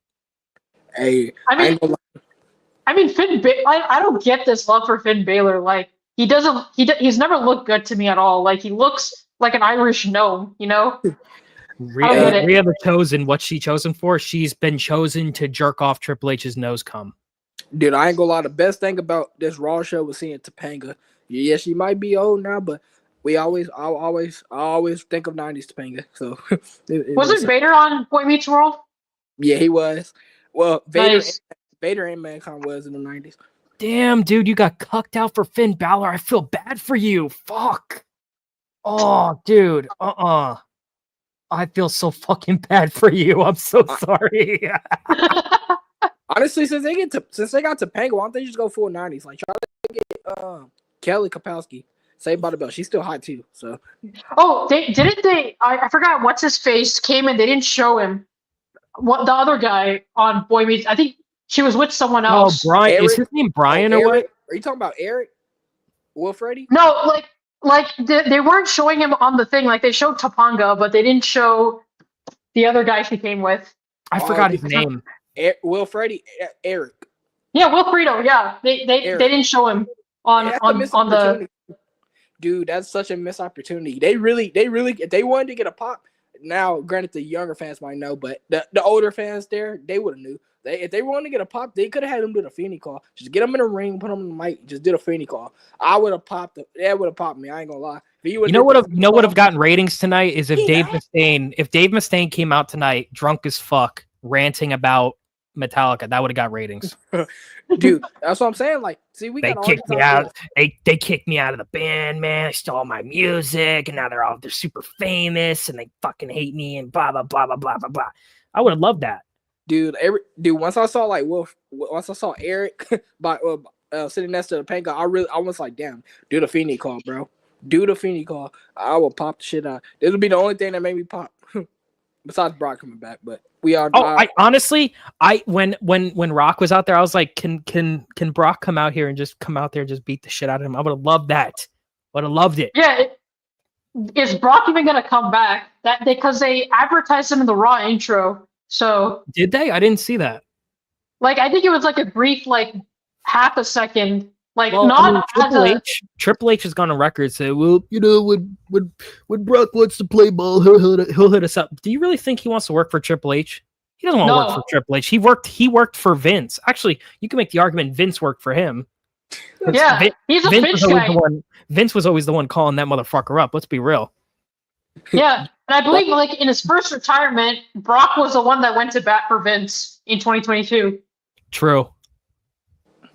Let's be honest, Brock ran WWE in those years. Yeah. Honestly, he ran a lot of the 2010s. Like, it would be unwatchable if it wasn't for Brock. Balls Are Soft says, I was disappointed when Rhea won. I was hoping for a Dom and live sex celebration. Yo, honestly, that would have been great. Come on now. Like, if you want to get them heat, just have them have sex in the ring. That would get numbers too, whether you believe it or not. It would. For fans. Yeah. Man. Anything that pisses off these dumbass liberal fans, I'm on board. Dude, I would have loved to see the reaction on Twitter. How dare Dom lay his hands on my queen, Liv Morgan? Would have been me. Oh, fuck you, dude. The Hulk Hogan hate, man. Dude, the Hulk Hogan hate. Dude, it's so weird. It's so weird how they still hate Hogan after all these years. But Stone Cold Steve Austin, I love him to death. But he can come back. He can come back, get all the pots, even though he beat up Deborah. He beat up Deborah 20 years ago. I forgot about that. Yeah. And he was on the run. A lot of people forget this. He beat the shit out of Deborah and was on the run from the cops. Nobody want to talk about this. Oh, I like this one. Mr. Pico said Nia Jax versus Pipe and Niven in his Ozempic on a pole match. Yo, I like that. Book that shit. It would be the first one to lose weight. Book it. Okay, hey. Someone asked. Okay, I gotta know, is Kevin Nash passable in the attract? Oh, Kevin Nash was hot in the 90s. Like, all the long-haired, blonde-haired dudes, like, what Kevin about Nash. Sean? What about Sean from that time? Yes, he was. Like, Sean, Kevin Nash, Bret Hart, all the long-haired dudes were Chris Jericho, 99, Edge, who else? Test was super hot. Those guys are like, I'm trying to think about actually this one says, guys, a gay wedding between Billy and Chuck got 7.8 million viewers on SmackDown in 2002. This was way higher than any segment since the first WWF draft episode. That's crazy that a gay wedding could get a fucking number like that. I'm not surprised. Like, if you go on WWE's channel, like, one of their top, like, 10 videos is, like, wedding proposal. No, the number 3 one was stunning wedding proposals in the ring. Casuals love that shit. I'm so surprised WWE hasn't retried it, especially now in this uber progressive era. Bro, literally, Yeah. I saw people online were like, why can't Rhea and Liv get married? I'm like, you know what? Fuck it. Why not? Hey, Yeah. man, just go. Hey, now, granted, don't do it with Rhea, but like get like another hot blonde. Maybe get like Tiffany Stratton. If you want to do like a lesbian angle, go full Dawn Marie and Tori Wilson from 2002. Yeah, 100%. Yeah, just don't get out. Just don't do the Out Wilson stuff. That's true. Sean wasn't Playgirl. Sean wasn't Yeah. Playgirl. But He wasn't Playgirl. Wasn't Playgirl mainly bought by like gay men? Yes, it was. And they joked about it in like 2006 on a Raw episode where they were calling Randy Orton as, if you look up Randy Orton gay community, you'll see all kinds of pictures. And then they brought up a picture of HBK in the towel, and HBK is like, "No, I thought that was fought by girls. You Hey, didn't Bret tell Hart- me." Hey, Bret Hart was Bret Hart beat up. Bret Hart was on his ass about it in the 90s, like the late 90s, when he's like, I don't do girly magazines. I don't post for girly magazines. hey yo, Bret Hart in 97. Let's be honest, Bret Hart in 97 was telling the real about America at the time. Yes. HLA from Remember Hot Lesbian Action? Yeah, dude, they literally had a tag team called the Lesbians. the That's what I'm lesbians saying. Dude, who got I'm beat so- up by 3-minute warning. Yeah, Dude, WWE, I'm so surprised WWE doesn't do this. They could really do, like, they could do like a hot lesbian angle, and the Marks won't get mad because the Marks are gay themselves. well, Isn't that Pure Fusion Collective? Because that- like 2 that's- out of the 3 women are lesbians. So that- we starts are surprisingly not. that's literally why I said a Rhea and Liv wedding, like a lesbian relationship, they would fucking eat that shit up. I'm telling you. People, Yeah. you know what's crazy about the Marks is that they would actually support Liv Morgan if that was the case. But because she's against Rhea, it's like a Liv Morgan gone bad and this and that. Like I don't understand. The reason I praise Liv Morgan is because she's actually improved. Like for me, I don't know about you guys, but how is Rhea different than when she first debuted on the main roster? Not really. She doesn't look as manly, I guess. Because back then I she mean, was like back she then she had was less roided up. Right, true. That's it. Wow, she looks like a girl. Okay, you know you're a girl. Yeah, she has more tattoos now. Perfusion Collective is ass. Yeah, because they're filled with boring jobbers that nobody gives a fuck. The only one I like in that is Sonya Deville, but she's been devalued ever since. Hey, Mandy I Rose just left. want to. Hey, sorry to interrupt y'all, but I just wanted to ask y'all this. So I was watching, the Born as Raw, and they was introducing Stephanie McMahon. They was calling her a legend. I'm like, what has Stephanie McMahon ever done for this company? Ever since she's got promoted to head writer at the end of the year 2000, the WWE has lost more and more ratings each year.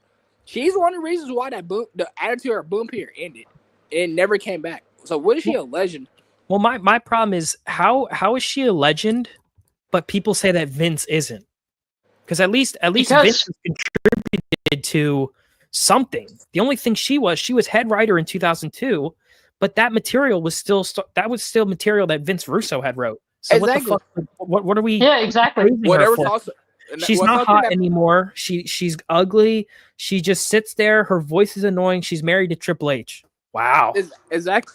Even then, she didn't write into all of 2000. Like a lot of people don't bring this up, but there was another writer. I think his name was Chris Kresge in the year 2000. He's the reason why 2000 was such a great year. He basically took over after Russo left. He basically took what Russo left off, but added to it. And it was even kind of better than Russo because he wasn't doing like a lot of stupid shit Russo would do, like all the sword stuff. It kind of made more sense. You get what I'm saying? The year 2000. That's why you saw all that good stuff in the year 2000. When Stephanie McMahon took over like November 2000. What's up, Mr. Quake? Like, think of it. If you go watch a Raw from like May of 2000 compared to like Raw in November of 2000, you notice that Raw got more boring at the later portion of the year. If you go back and watch it. Right. Maurice says Yeah. Liv Morgan actually kind of had a lesbian angle back in 2019 with Lana. When doesn't Lana was count. doing that storyline with Bobby Lashley. Yeah, but the problem was that angle to me was completely forced. Instead of having, if they wanted to play it off as a lesbian gimmick, why weren't we seeing like vignettes beforehand with Liv and Lana interacting in a romantic way? Like, come on now. To me, that's a bad example of a swerve because it did nothing for Liv. It made her look like a fucking retard, to be real. Come on now. So Yeah, that angle fucking sucked. Zoe Starks looks like a burn victim. But yeah, like what has Stephanie McMahon, like I said, like what has Stephanie McMahon done to deserve a legend? She's caused so much harm to this company. That's true, JT. Stephanie McMahon is responsible for more scripted promos. You're right. I guess that's her contribution to the industry right there. She also, Yeah. in my opinion, she fucked up Stone Cold in like when he came back. Now, granted, he was still good in when he came back in the year 2000, but in my opinion, he wasn't that same Stone Cold of 98, 99. If you go back and watch, yeah, he still did crazy shit, but he kind of seemed more toned down. Like, Yeah, I think I know what you mean. Yeah, I kind of felt that also. Yeah, it seemed like Stone Cold, for me, Stone Cold is a guy who kind of works when he's off the cuff really well. So it fucked that shit up. like in 2000, like I think it was like in 2000 or early 2001 when he was feuding with Triple H, and Stephanie had him like selling hot dogs and stuff, where he had to like get a title shot. If that was 98 or 99, Stone Cold would have just forced his way in. Like maybe he would have like kidnapped Vince or kidnapped her. It did something crazy where he got it him, like basically when he threatened to shoot Vince to get hired back. Oh yeah, I forgot about that. Yeah, Cool. the whole company. Yeah. And I mean, eventually that led to his exodus because like he was not happy with creative in 2001, 2002. Yeah, Take No Prisoners. That's a great Megadeth song. If for anybody who's never listened to Megadeth, listen to Rust in Peace. It's one of my favorite albums ever. That's one of the best songs on that album. So check that shit the fuck out. Yeah. Oh yeah. Also, Nikki Bella was in the audience. Oh yeah, she was right next to Braun Breaker and Tiffany Stratton. Man, I almost threw my phone at the TV. I was like, get that fucking tranny bitch off my screen. Hey, speaking of Tiffany Stratton, hey Lisa, did you see that that new chick Megan Walker, that WWE sign that kind of looks like Tiffany Stratton? Yeah. Dude, She looks good. Honestly, just pair her up with Tiffany Stratton. Call them like sisters. Yeah, I think that would be good. Call them the Bombshells or some shit. Dude, if they really wanted to, especially now, like a lot of their audience is Gen Z anyways, they could really play into like, now again, I know this people say, well, but this is Disney Channel. I mean, the way I see it is the way I see it, the Disney Channel fans is already taking over, so you might as well go all in. Because if you look at Tiffany Stratton, she kind of has like a Sharpay vibe to her. If you really wanted to, go all in on that. You can have like a London Tipton Sharpay vibe. Like they're rich and rich brats. They can really do that, but but Triple H is not this crazy. He's not creative to do that. They tried doing that in NXT. Because I remember her when she first debuted. She was like played off as like a rich girl. Her father was super rich, but we never met her father. We never saw her go to her house. I mean, it's just a bunch of you know what it is? It's a bunch of tell, don't show. That's what it is. So even then, also Steph got Paul Heyman removed from writing team. Yeah, you're right. Because she wanted to segregate the writing teams. For some reason, we need a male writing team and we need a female team. Let's just get really good writers and put them together. When was this? When was this? When I don't remember, but I mean it's Ariane, let us know. When was that? Curious. Going back to what you were saying, everything I was gonna say is that they didn't even have to we didn't even have to see your dad, because if you remember from the Sweet Life series, we never saw London's dad. Like remember, and especially in Zack and Cody. Y'all remember in Zack and Cody where we'll never see her dad, but he'll always kind of be hiding. It'll be like a bunch of security guards, and he'll be behind him. Oh yeah, you're right. I mean, but yeah, it would have been nice. Like, imagine backstage we like saw her answer the phone and be like, "Hey, Dad," or whatever. At least just to make it look like he's real. You know what I mean? It would be nice. Right, like I said, like that would have been better. But if they didn't need, like I said, they could have just went the Sweet Life Zack Cody route, and you kind of like where you should see like a bunch of security guards relaying the message. Basically, they could have did that. But like, again, Triple H is he's not creative like that, so you can't expect nothing from this dude. He's fucking awful. He's not creative. Whoever said he's creative, what has he created that has been great this year? Don't say bangers, because those aren't creative. They're time fillers. What's a creative storyline he's come up with? What's a creative character he's come up with? Oh, I was also gonna say. Rhea Ripley. Hey, what's up? Fusion Collective. But the bangers, what about those bangers and bangers, man?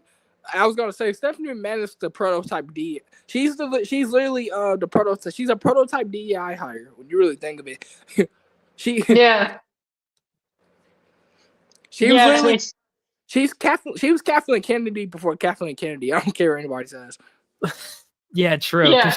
Because she took away a lot of the sexuality, a lot of the violence went away after she started writing for them. So you're right. That's very true. Because look what Kathleen Kennedy did to Star Wars. She took everything that was great about Star Wars and threw it the fuck out, which was super disrespectful to George Lucas. Come on, man.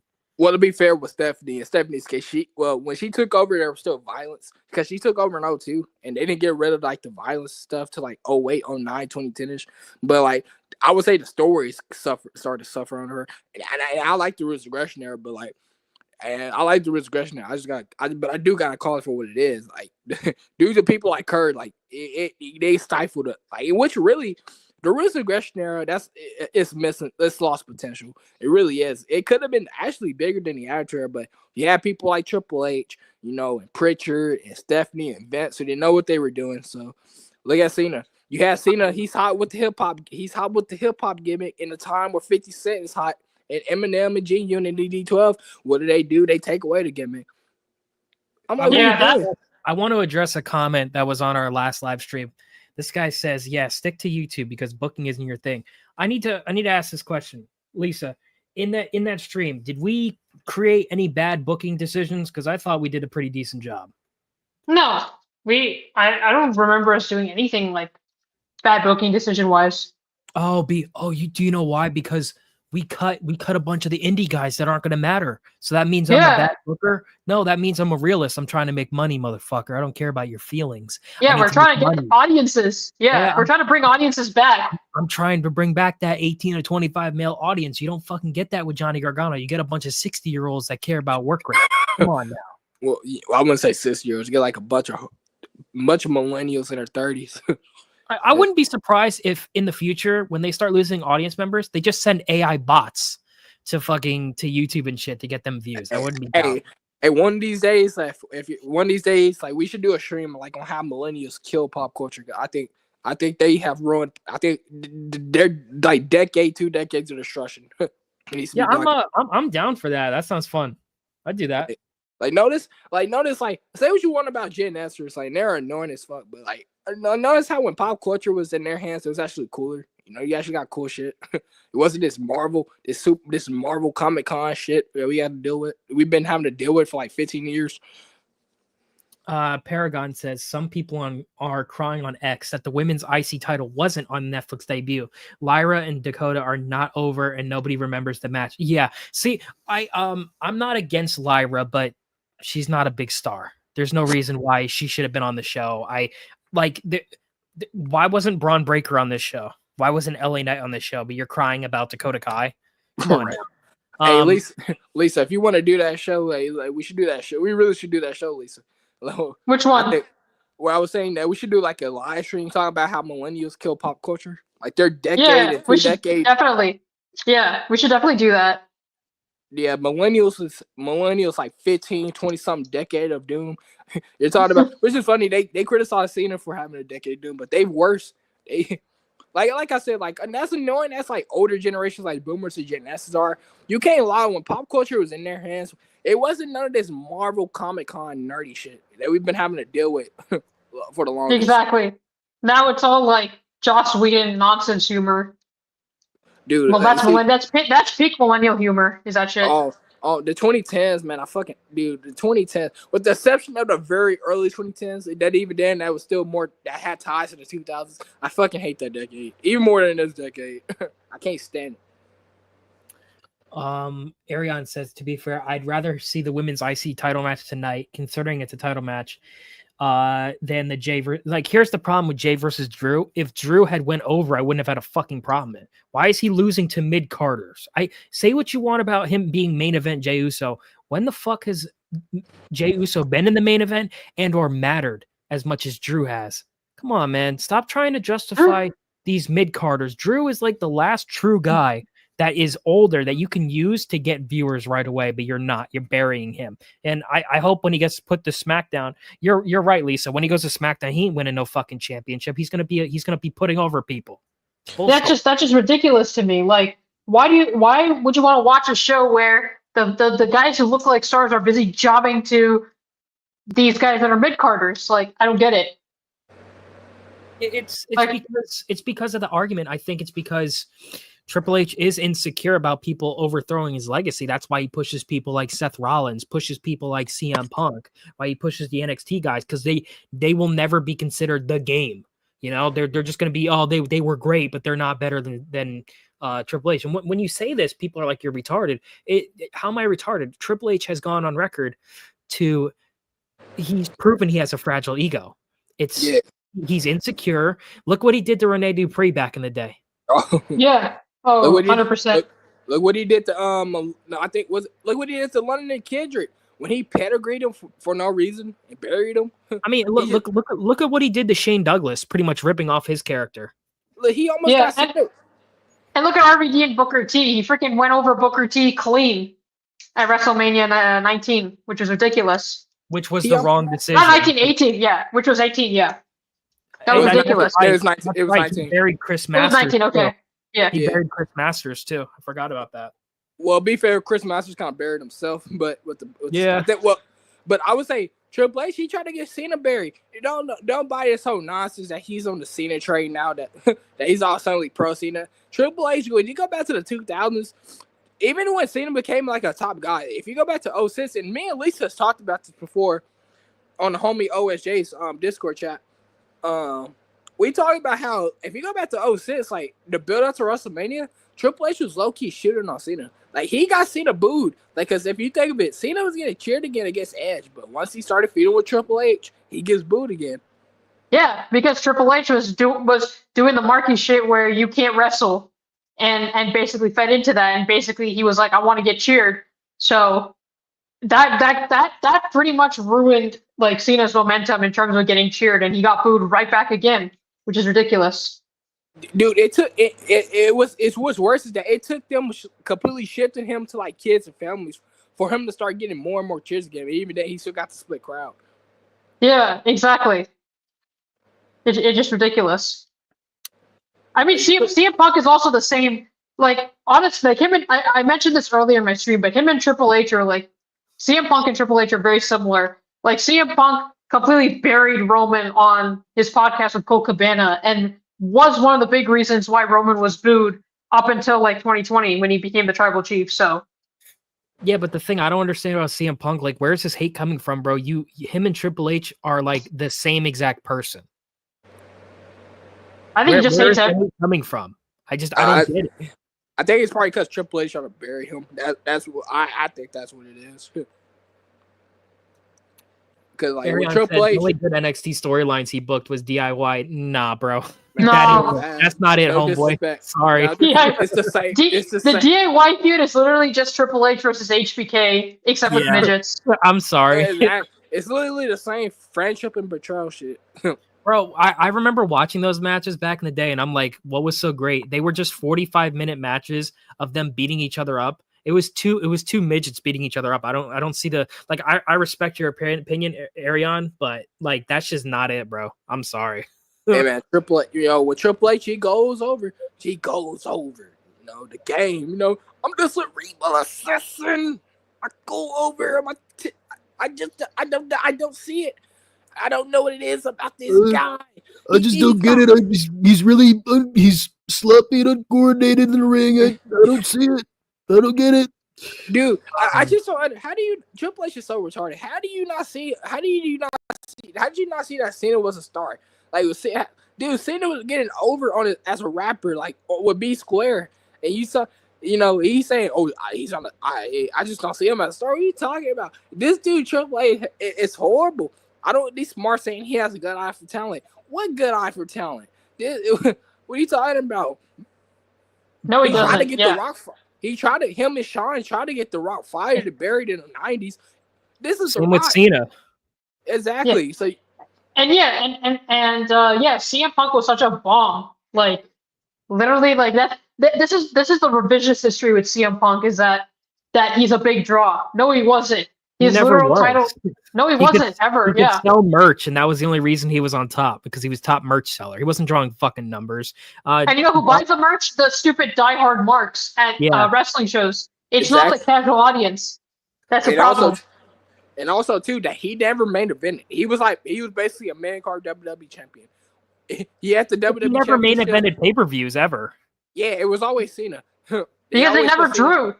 He can't draw. They found out that too late after Summer of Punk. So they had to switch courses. Darth says CM Punk and Triple H never actually talked out. Those two are incompatible. You can't convince me that Punk and HHH actually made up. I don't believe it either. I think the only reason I think Triple H, the only reason he signed Punk was to stick it to Tony Khan. That's it. I don't think he doesn't want CM Punk here. I guarantee it. And also too, because he wants to be Papa H. These modern fans. So sorry to see him Punk will get him in good graces. Will help him get him in better graces with these fans. Which is funny exactly. Too. It's so weird. It's so weird how even in 2011, let alone 2005, Triple H was so hated by the fans, especially even after he beat CM Punk. The fans was hating on him, and now he's 14 years later. He's Papa H. Because I'm gonna be like the reason why is because a lot of those fans in the 2000s that hated Triple H, they all stopped watching wrestling. So these fans are all these fans that love him always have loved him since NXT BNG days. So hey, real quick, Top Dog, what's your YouTube name so I could tag you in the post? Same one right here. That's my YouTube and Twitter name. So just Top Dog, huh? Okay. Yeah, right, cool. I usually be more on Twitter or be in my homie OSJ's chat. That's where I usually be. If y'all want to find me. Yeah, for sure. Yeah, 100%.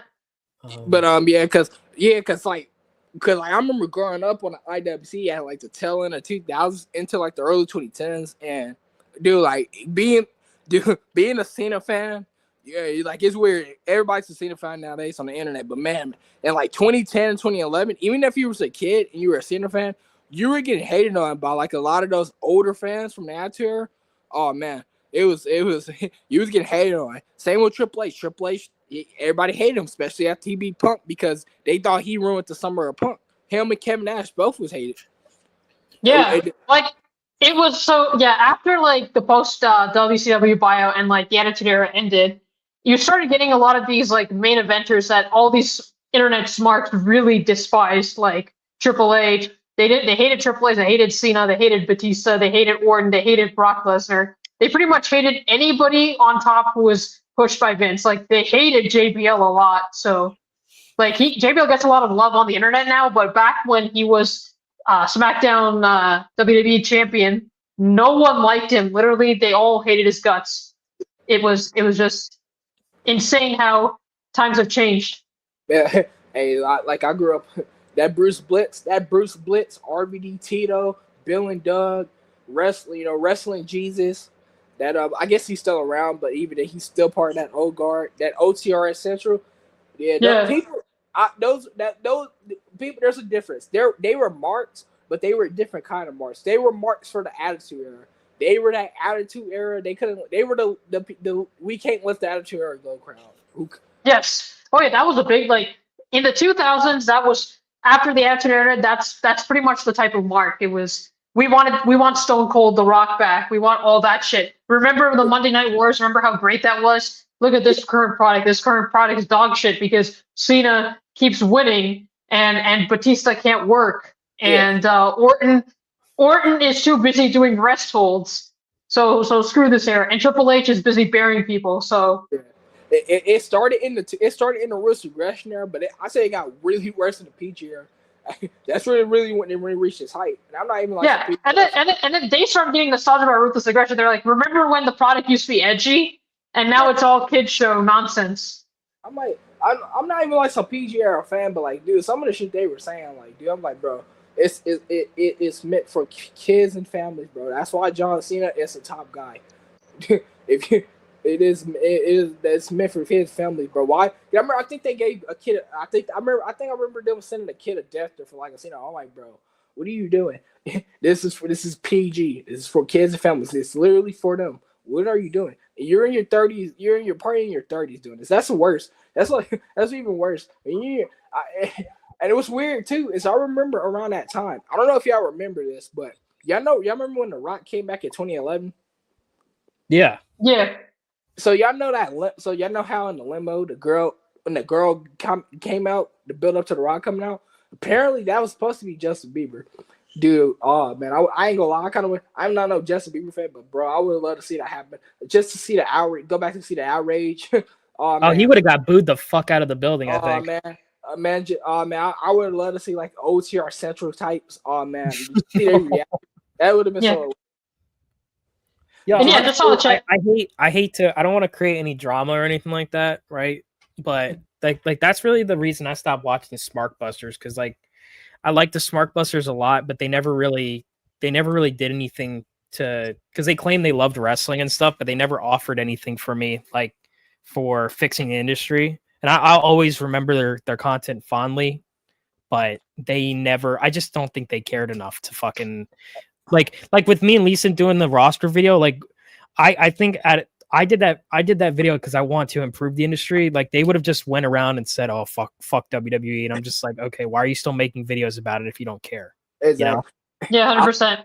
Hey, I would say this: some of these newer fans that's just got into like wrestling in the IWC and the YWC, probably like since like 2015. I ain't gonna lie, I would say they're lucky as fuck because they still there because like again, Bill, I don't know, like OTR Essential, they're still around to a lesser degree. But man, dealing with them in their peak was a torture, bro. Because everything good that you like the Roots aggression there. Hell, if you was even like the PG era, like if you was a kid, you like the PG era. If you like Cena, you like Taker, Batista, guys like that. All these stupid ass marks, they were hating on you, bro. You even got death threats. Exactly. It was worse. Yeah.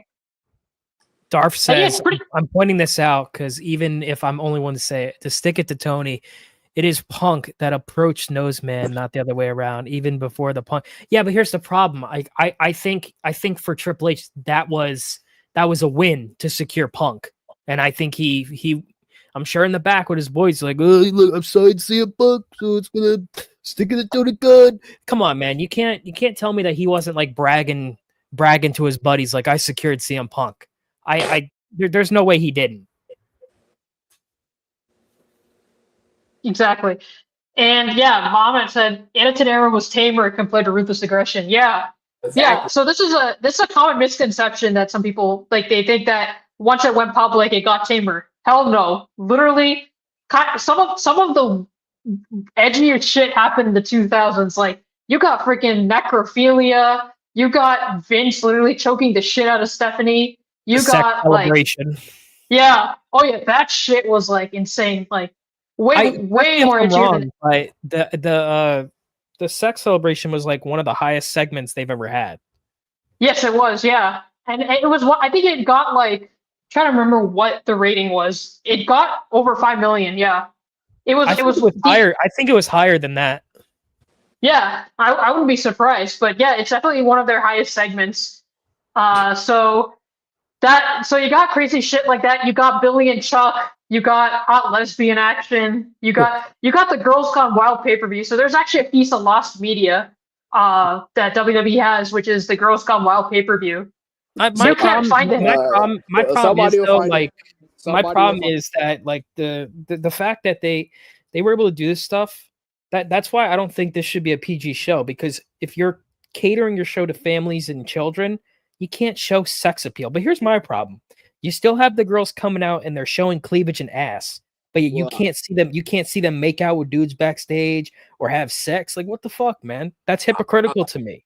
I think PG can. I know this is controversial to a lot of people. I think PG can work. There's a misconception about PG that a lot of people don't seem to understand.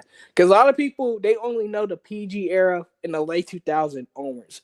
They don't know the 80s PG era. If you watch the 80s WWE, you will know that PG can work in wrestling. Even WCW in the mid 90s. The NWO was PG. I mean, the problem with that is 80s PG is very different than modern day PG. Like 80s PG was pretty much almost like TB14. Like Well, there was a lot of shit back then you couldn't get away with. That Also, you Well, I had all mean- those larger than life characters. You don't have that now, so it doesn't work. Well, I'm talking. Well, true. I'm talking about more so like the late 2000s when they first went PG, in like the late 2000s. They Yeah, kind okay. Pop culture, like it wasn't like pop culture still has some kind of similar. Now, granted, you didn't have like the He-Mans or the GI Joes and stuff that defied age, but you still had action cartoons. You had you had Ben 10, you had Generator Rex, you just came off Avatar. Not to mention too, like, and I said, and me and Lisa's talked about this before about the Guest Host era. I think the Guest Host era actually could have been used better if they got the right people. They kept getting celebrities that kids didn't know. If they had gotten like the Disney Channel stars at the time, like Miley or Demi, or like Selena, or like Nickelodeon with Miranda Cosgrove, imagine, dude, Raw would actually they would have got mainstream again if they had did that.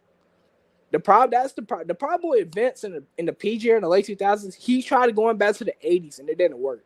Instead of just going PG and trying to adapt to what the modern kids watching, like I said, what I just said, that was right. That's really why the PG era failed. It could have worked if they did it right, but they didn't. JB, like I hate to say it, you're never gonna see WWE be MA ever again. I'm sorry. And No. even if they, here's the problem with it is if they went MA, they would. The reason they're not gonna do it is because one, they're gonna lose money because sponsors aren't gonna want to advertise. That's one, which I don't think that's a big fucking deal. They're a multi-billion-dollar corporation. Two, you don't have the talent on the roster that are good enough to play those roles. They could barely fucking play a face and heel. As much as I want WWE to be TVMA with Triple H's booker, that would be absolutely garbage. and honestly, like if you look at, so there were actually some pay-per-views re-rated TVMA in the Attitude and Ruthless Aggression eras, but that was mostly because of the insane blade jobs. Like Judgment Day 04 was I will rated be TVMA. right back. Yeah, like so you had a couple of Raw and SmackDown episodes back in like the late 90s, early to mid 2000s that were re-rated TVMA because of because of blade jobs, but no freaking way they can get away with that today. And I don't want them to be TVMA. That's not gonna work. Well, they was never. Well, see, they was never TBM. But yeah, I do agree with y'all what y'all was saying though. That PG kind of the 80s PG could have worked today. But I think they could have made it. Like I said, they could have made it work when they went PG again in 08. They just didn't do it. They didn't adapt to the popular trends. That's always been WWE's problem ever since the late 90s. Even if they have something, they fuck it up. They had, like I said with Cena, they had Thug and I'm Cena. They fucked it up. They even fucked it up with him again, in my opinion. Like I said, in 08, like they really fucked up Cena as the guy. Like he was still really successful, but he could have been really more successful if they just did what I agree. said. Like, dude, come on, you telling me WWE couldn't get Miley Cyrus or the Hannah Montana crew? You telling me they couldn't get iCarly? WWE. You telling me they couldn't get them? Like, why? Why didn't they? Why didn't they get them? That's still what I asked them to say. Hell, I don't even. Because it was more. Because I think what Vince thought was we wanted to appeal to families more so than like kids. You know, it was more of a family product, like something that parents could bring their kids to watch and like they could enjoy. You know. Yeah, that was my understanding. That's true. That's true. But I mean, but even then, like a lot of parents will sit down, like especially back in when cable was still big. Because I know for like my mom sometimes, like when she didn't have to work nights, she would watch that stuff sometimes with us, like iCarly and stuff. Even if she didn't like it, as long as we were entertained, she would watch it with us. A lot of families did that. I don't get it. Yeah, I you're right that they could have done a little bit more stuff that was like more. I mean, they tried with the Snooki. They brought Snooki at WrestleMania like at 27, I think. They brought Snooki in. They tried to capitalize on Jersey Shore. So at least they tried some things. Yeah. Oh yeah. I forgot. Oh yeah. I did. Oh yeah. I forgot. I did forget about that. Yeah. They did try. But I think like in like from like 08 to like 2010, 2011 ish. If they brought in like Victoria Justice or like the Victoria's crew, Ariana Grande, dude, that would have been so. I ain't gonna lie, little me would have liked it, because Victoria Justice hot as fuck. Still is. She still is. No, I'm not even gonna go there. But like, dude, Right. that's what I'm saying. Like WWE, I Cena the Cena era should have been bigger than it really was. The Cena got fucked over in my opinion. Not only did he get fucked over by booking, he got fucked over by the fans. Yeah, I mean, the odds were completely against. I feel like even if he brought the Thugonomics shit like more onto Raw, like I feel like they would have still tried to turn on him. It was just a no-win situation. Yeah, basically. I honestly, that's one of the things I hate about WCW closing. Yeah, exactly. I mean, a lot of those marches went to TNA and propped up that shit. Yeah. Yeah, and a lot of the casuals went over to UFC. So yeah, that's another thing. Yeah, UFC in the mid to late 2000s really kind of prevented wrestling from going to another boom period because, like, once you saw the real stuff, it was like, why am I watching the fake shit? Let me just go watch the real thing. And especially after WWE went PG, like a lot of those older fans were like, I'm just gonna go full into UFC where I can get all the Attitude Era kind of ruthless aggression kind of edgy shit in UFC. I agree, no doubt. It's just Triple H ain't that desperate because he's not the owner. So, and at TKO, they're not worried about WWE because they're still making a shit ton of money either way. So, this goes with getting to what I was saying is that they wouldn't have to worry about that old Attitude Era, ruthless aggression era audience that they had. Again, just did what I said. If you could have created a new, because you had a stack roster at the time. You had Cena, you had Batista, you had Triple H, you had Orton, you had Edge, you had Taker, you had Kane, you had Jeff Hardy at his prime. Dude, Jeff Hardy, like, see what I'm saying? This is what I'm saying. They had Jeff Hardy, who was over as fuck in 08 and 09, but they didn't capitalize on the emo crowd. They didn't try to bring in My Chemical Romance. They didn't try to bring in Paramore. I know how to say that name. They could have brought in Bullet for My Valentine too. Exactly. And then, like I said, for Cena, he was on these shows too. That's another thing too. He was on these shows. Even Rey Mysterio was on these shows. Like Rey Mysterio was on Zeke Luther. They didn't do any crossovers. That was the problem. If WWE had just did this instead of trying to go back to the 80s, they could have actually created another boom period. It was there for them because you still had action cartoons that was mainstream. It wasn't like now where you don't have any action cartoons on. It's just SJW shit. Nah, that wasn't it wasn't like that. You still had like Ben 10 and stuff. But WWE, Vince McMahon being stuck in his ways like always, he didn't do that. So that's why they didn't have another boom period. I think he had people in his ear though.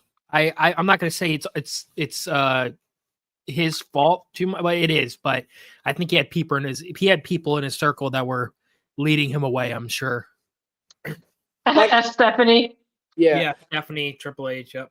I think if they had somebody like Russo, who was a good writer, but like could adapt to the PG stuff and like listen to with pop culture with the kids, basically like Pat Patterson, because Pat Patterson is one of the most underrated writers in WWE history. I don't think they should have got rid of Ed Ferrara, to be honest with you.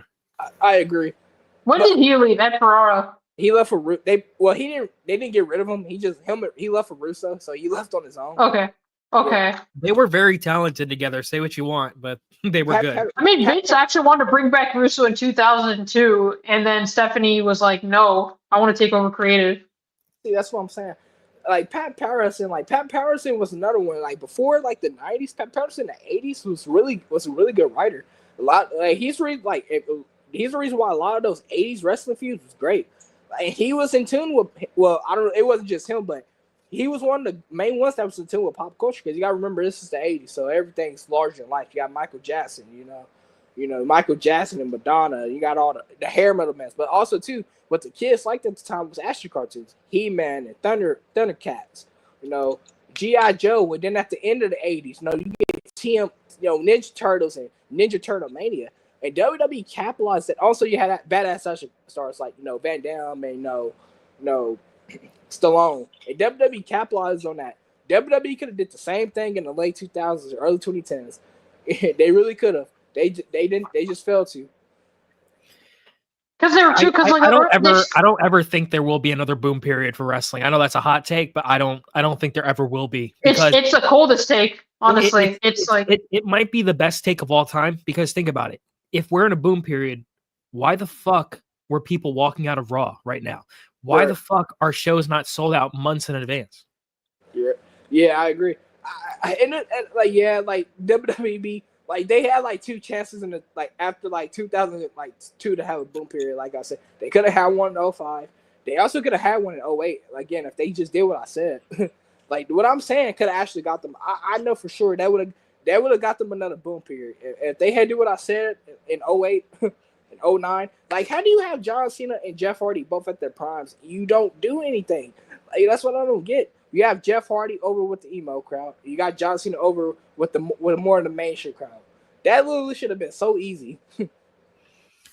Well, I mean, and if you really want to cater towards children, you need to like what you said with the 80s. They took comic book heroes and action stars. Kids love that. Just take what kids like now and put it on the TV. But then also have that adult element for the adults to enjoy. It's not that hard. But to be fair, I don't know what the kids watch now, so I'm out of touch. Kids watch Skibbity Toilet. They watch Skibbity Toilet and fucking Brain Rot. Maybe I'm good. No, I was thinking more from like a Nickelodeon Cartoon Network. But to be fair though, I think there was a brief period of time in like the early 2010s. Skibbity Toilet come out Monday? Come on, you don't want to see Skibbity Toilet on Monday Night Raw? Yeah, I do actually want to say there was a point in the early 2010s where I did hear about like casuals talking about WWE. Like there are a couple of moments. Like the first one was the Total Divas reality TV show. Like a lot of women who normally were not interested in wrestling tuned into Total Divas, and then they got invested. My aunt, funny story. My aunt was like 60 years old at the time. She had never heard of wrestling, but when she said she called up my dad, she was like, "Yo, this Total Divas thing is crazy," and I was like, "What's it about?" And I checked it out. The fact that she became like a pseudo Divas fan because of that show. A lot of casuals watched that. Dude, even like a couple years ago, a lot of casuals watched Miz and Maurice. They love that shit. They love reality. Yeah, they freaking love. That's like I never really heard of any of the Divas except for Bella Twins are the ones that I heard all the time from casuals. Like Bluey too. Yeah, my little cousin watches Bluey. Yeah, that's like the most popular kids show in the world. I ain't gonna lie. I'm out of touch with what the kids watch now. I can't think. Yeah, because I was thinking more from like when I grew up on. And that's what I grew up on. So, and I grew up on like SpongeBob, Power Rangers, fucking Ed, Ed and Eddie. I'm good on SpongeBob. And I think there's a reason. And I think now that I think about it, there's a reason why I don't think Vince went for that action cartoon, because I think he was trying to appeal to the family, like you said, the family demographic and women. Because if you notice, they kept bragging about how many women watch their shows. So his interest was trying to actually bring in females. Which is stupid because it's just dumb because WWE is always been more for males, where it's been for boys in the 80s and 90s, or teens and young adults in the late 90s, or grown men in like the 70s. It's never wrestling. Like, to see that's honestly why wrestling became feminized and over the years, because like once you got to like 2013, 2014, because you're trying to cater women. Wrestling is one of these spaces that's just, it's not supposed to be for women. It's supposed to be for men. I know a bunch of SJWs is going to come at me for that, but it's the truth. Who gives a fuck? I agree. It's the same. The main demographic was young boys and teen. It was young boys, teen boys, young adult men. It was never really women. Exactly. They were like a secondary, yeah. Right. It flip-flopped in the 80s and early 90s. Well, actually, 80s to mid-90s, it was boys. You know, young boys, elementary, probably middle school age boys. Then in the late 90s and late 90s to mid 2000s, it shifted to teens and young adults. Then it shifted back to that in the late 2000s. That's what I think they were. This all started with The Rock, because Vince probably saw how well Rock was doing with women. So if you kind of notice who Vince was pushing after The Rock, like Cena and Batista, it's very obvious that he pushed men who he thought women would be attracted to or had big female audiences. So that is true. Yeah, that is true. Yeah, you are right. I didn't know that. I have kind of noticed that, especially Roman. Yeah. Roman's another big one. Yeah, Roman was also pretty popular with Big Dog Roman. like they didn't even know where Roman came from, but he was in a ton of like weird fanfic inspirations. Ew. Hey man, Yeah. I agree. I just think it's a missed opportunity because like the Yeah, I agree. PG era could have been so much better than it really was. And they could have brought wrestling back to the mainstream for the first time since the like actual, not this current, like not how like these marks are trying to say now. I'm talking about true mainstream, like, and this is also like because like honestly, I think like after like 2014, they could have done what I said because I've talked about this before, but like the kids channels got like super politically correct, so it wouldn't work. Well, then they got politically correct, so. But I mean, the one time and the time where they kind of went mainstream with Total Divas, it backfired on them completely because a lot of these women who watched Total Divas then watched wrestling and they saw that the women were not getting match time, and they started whining and complaining on Twitter that I want Bella Twins to have more match time or Natalia to have more match time because I saw them on Total Divas. That And it and really then the Divas Revolution too, the women's revolution. yeah. Dude, We're in a women's revolution. man, the mid Fucking hate that 2010s, shit. dude, the mid 2010s really destroyed my love for like both wrestling and like cartoons. It's weird because even in like the PG era, like I was still able to be. Of course, I was a kid, but I was still able to be a fan because you still had guys like Cena, you still had guys like Kane and Mark Henry, Batista, and and Shawn in the earlier years Lots of of it. Christ. So you still have stars despite the bad booking, but man, like once you get this give Divas a chance shit and the Marks took over, that's really when the feminist shit really took over. That all was thanks to Total Divas. Like that shit getting popular as it was really the death knell of wrestling. Yeah, it kind of parallels Cartoon Network and cartoons from because I feel the same way with Steven Universe. I feel like that getting popular is ruining cartoons to this day. Yeah. Teen Like, Titans it's Go still- is fucking dog shit too. I've tried to watch it. It's way worse than the OG. Way worse. I agree, but I definitely agree, but I think Steven Universe is way worse because the effect Steven Universe had on cartoons is for the worst because before 2013, cartoons like was more edgier. Even into like the late 2000s and early 2010s with stuff like Regular Show, then like all the badass action cartoons I just mentioned. You still had like a lot of action cartoons at the time, but once Steven Universe blows up, now a lot of people like to blame Adventure Time, and I can kind of see where they're coming from, but I never got that because when Adventure Time debuted, you still had like a plethora of action cartoons. Yeah. Oh, real quick, I wanted to thank everyone for 95 subscribers. Thank you. Really appreciate that. Yay. You Yeah. Oh yeah. I also we kind of went all over the place. Yeah, sorry, bro. If you guys had to give a rating for tonight's Raw, what would you give it? I give it a 0. Yeah, I give it a F. I give it an F minus. This Like, was the for only me, positive thing was this the was Hogan. the worst show of the year for me. Like, Worst show. It's horrible because like the only positive I can say was the Hogan thing, where it was pretty funny seeing all the stupid liberal SJW marks booing him. But other than that, it was just horrendous. Like, you had Rock putting over Cody. You had like a literal hour-long match between Solo Sikoa and Roman Reigns. Then you had Cena cutting a promo, nobody gives a shit, and then then you had Liv losing to Rhea. Then you had Drew losing to Jay, which was like both of those are just horrible decisions. And then you had Punk versus Rollins, and then Punk of course won that. So who gave a shit? Can I So also it was mention just- that every match except for Rhea and Liv was over 25 minutes long? That's That's just the problem. insane to me. Like, if you go to pay-per-views in the Attitude Era, Roman you will versus not Solo was 55 minutes long to open the Like, show.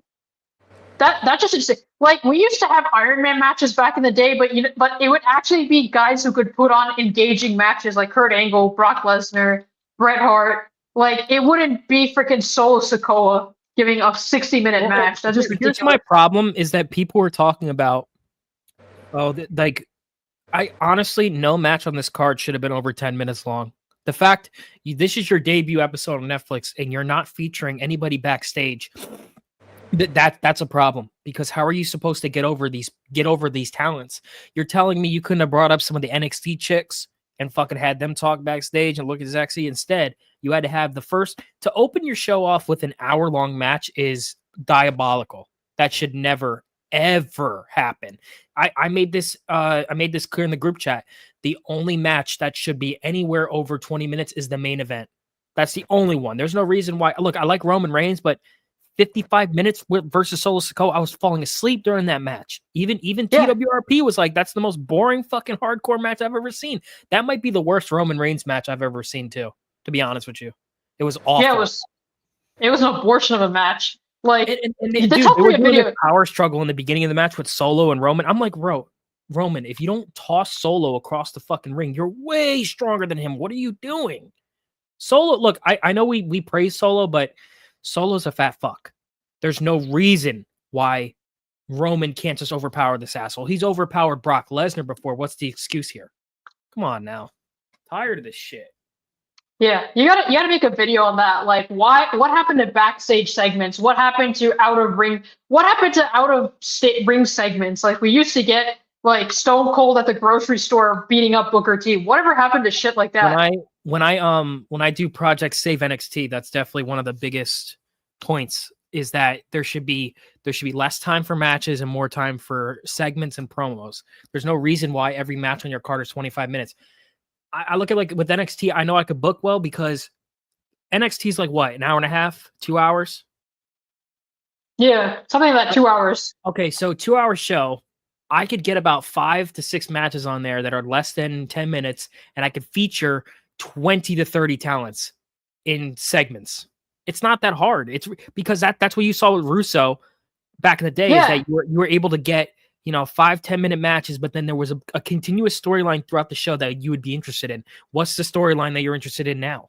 None. And then Russo in the late 90s would give mid-card, like, he'd give good amount of time to even the mid-carders. Like, now you have mid-carders not even being used on TV. He gave a lot of time to Val Venus and Ken Shamrock.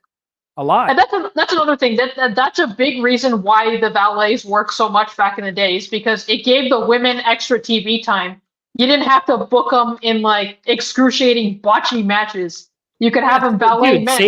Sable didn't need to fucking wrestle. All she had to do was pull her top off, and she was the most over besides Stone Cold. Come on, man. Exactly. All she had to do. I mean, you know what else I know is, I think it's because it's that Mark mentality where it's like, okay, if I don't get a match, I'm being buried. No, I look at it like this: as long as you're on the show, you matter, whether you like it or not. If I'm a wrestler and Triple H tells me I don't have a match tonight, I wouldn't care. I'd be like, okay, well, if I'm talking, I'm good. It don't matter to me. Yeah. I don't understand why you have to get your shit in. You've had most of these people that have been on the indies have had thousands of matches on the indies. I think when you're older, you should really give a fuck about just being on TV in general. At least you're not at least you're not being buried down in some fucking backyard fed. I mean, come on, man. They're just marks for themselves. Like, they want to do marky shit on TV all the time. Natalya, like I mentioned this earlier, Natalya has like the most wins of all time by any female, but yet she's still clamoring. Like, why is Natalya still getting matches in 2025? Is this a joke? Yeah. Why is she not retired? Like, it is. She should be retired. She's never been a draw, and she's dog shit. I mean, I would have taken AJ Lee over her, because at least AJ Lee you could play her up as some cute chick. What the fuck is Natty's character?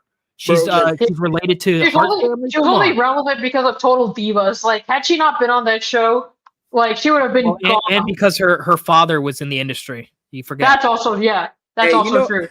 Dude, you want to know how long Natalya had been in WWE? Natalya debuted. Natalya has been in WWE so long that we were still using like those little cider phones, the keyboards back in the day. Damn. Yeah. Wait, when did she debut? Like 2005? 2007. OVW, she came in 2007. Bro, we were using flip phones in 07 and 08, and like how we having to call people on the house phone.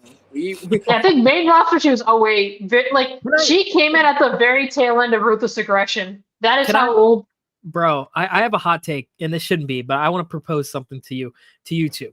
If somebody is, if a woman, right, on the main roster is over the age of 35, they should retire. Agree. Dude, it's weird because back in the day, women's wrestlers used to retire young. No, all like the woman in the 2000s retired. as Kelly well. Kelly retired at 25. Yeah, Yes. that's what I was saying. I think I remember. I think it was Lisa. I remember telling this too. It's like if you look at the 2010s with the woman, it was all over the place because in the early years of the 2010s, it was still like Kelly Kelly. It was Beth Phoenix. It was Eve Torres. Who else was it? Michelle McCool, You had Michelle Maurice McCool, too. Maurice, Michelle Layla. McCool, Mickey James. Mickey James, yeah. And then like around like, and then they phased out, and then like from like 2012 to like 2014, 2015ish, that you had like AJ Lee. That's when you had like Caitlyn, Paige, Bella Twins. Bella Twins. Are those women? We consider those women? Yeah, I consider them divas, but No, they're divas. Like Yeah. like. Alicia Fox. I forgot about her, Mr. Quake. oh, Alicia Fox, yeah. And then like around 2016 to basically now. Y'all That's when you remember got, like, Oksana? No, Yeah. Oh, I think I vaguely she was with Gold. I think I saw her in like a clip with Goldust where Goldust was proposing to her. Oh, I forgot about Summer Rae too. oh yeah. Eva Marie. Yeah. And then like around like 2016 to like now, Charlotte, Bailey, Charlotte, Becky Four Lynch, Horsewomen, Alexa Bliss, Nikki Cross, Rhea Ripley, Liv Morgan, Riot Squad. I mean, is this the best we got? Like, don't get me wrong, some of them are attractive, but like, you notice how most of them went from super attractive to just dog faces. Why? No, I'll tell you why. Shayna Baszler debuted in NXT at 37. Dude. I'll tell you why. So you know who was in charge of diva like recruiting divas? It was John Laurinaitis. And you know how John Laurinaitis used to find women People for power. swimsuit magazines? People Like he'd go People power. people power. He'd go through swimsuit magazines and modeling catalogs. Like Trish was scouted through fitness magazines. Fuck you, CM Punk. John Laurinaitis main evented a pay-per-view before you ever could, you fucking faggot. Dude, dude, if you had told me in like 2010 to 2011 that in like 5-6 years the woman was gonna be treated equal to like the man, I would have laughed in your face. But I would have been like, don't be fucking ridiculous, you retard. It's stupid. Like, why do women need? Why do women need Hell in a Cell? Why do women need Money in the Bank? Like, Money in the Bank is the most worthless thing for a woman because I mean, the women's world title. I'm not against. The only thing I'm not against is the women's Rumble. That's it. Dude, like imagine. No, actually, I'm against that also. Women's Rumble is also pointless because you don't understand with the women's belt, it's a mid-card belt. So the women's division itself is a mid-card division. It's like having a Royal Rumble for the U.S. title. It's just stupid. Let me ask you this then: if the main event championship for the women is considered mid-card, what is like the North American championship for women considered? Is that like lower card title? That's like the cruiserweight. That's like that. No, even lower than that. Like if you look at like the hierarchy. If you look at the hierarchy of priority, like women's division was at the very bottom. Like even men's tag teams were higher than women's division. Yeah, I actually do remember this. You guys remember when China had a real boxing match which got 12 million viewers? Yes. I didn't know she had a boxing match. And she got fucked up, huh? Yeah, I remember. Dude, imagine, too many titles, bro. Why are there women's mid-card belts? Can I like? Do we really have enough talented women to have mid-card titles? They're unnecessary. I'll tell you why. Because so back in the day, like even during Ruthless Aggression, like you had women's stories that did not revolve around belts. You had Tori Wilson versus Dawn Marie on SmackDown. Like SmackDown back in the Attitude Ruthless Aggression didn't have any women's belts, and yet they were still able to do feuds. Didn't Trish and Lita like main event Raw multiple times back then too? Yeah, but that was for a belt. That was for a belt. I was mostly referring to non-belt feuds that were really good. Like Dawn Marie versus Tori Wilson was a great feud, and that didn't require a belt at all. You're right, dude. You know what's bad? Like again, like imagine tell somebody in like 2011, like peak super Cena, telling somebody that like in like 8 years there's gonna be like this wannabe Stone Cold chick and Becky Lynch basically trying to bitch out Super Cena. I would have laughed in your face. I'm like, who you talking about? Some woman is gonna bitch out Cena? Yeah, and then they did some bullshit with like when she was in the ring with Edge, she was like, "Oh, watch your step before you break your neck again." I'm like, "Is this the best we can do?" Dude, I hate it. Um, Dude, I hated that era. It's like she was bitching out all the legends, bro. She tried to bitch out Cena. Well, she bitched out Cena. She kind of bitched out Edge. She bitched out Stone Cold. I hate it. Even The Rock had to do a segment with her. And then she bitched out Hogan in an advertisement. I mean, it was kind of like fitting of the times where a lot of the feminism movement started coming in the mid to late 2010s, and like women had to be propped up over men. Yeah, this Steven Universe type shit, bro. These, hey man, if you ever get to know me more of everything, Lisa knows. I hate Steven Universe with a passion.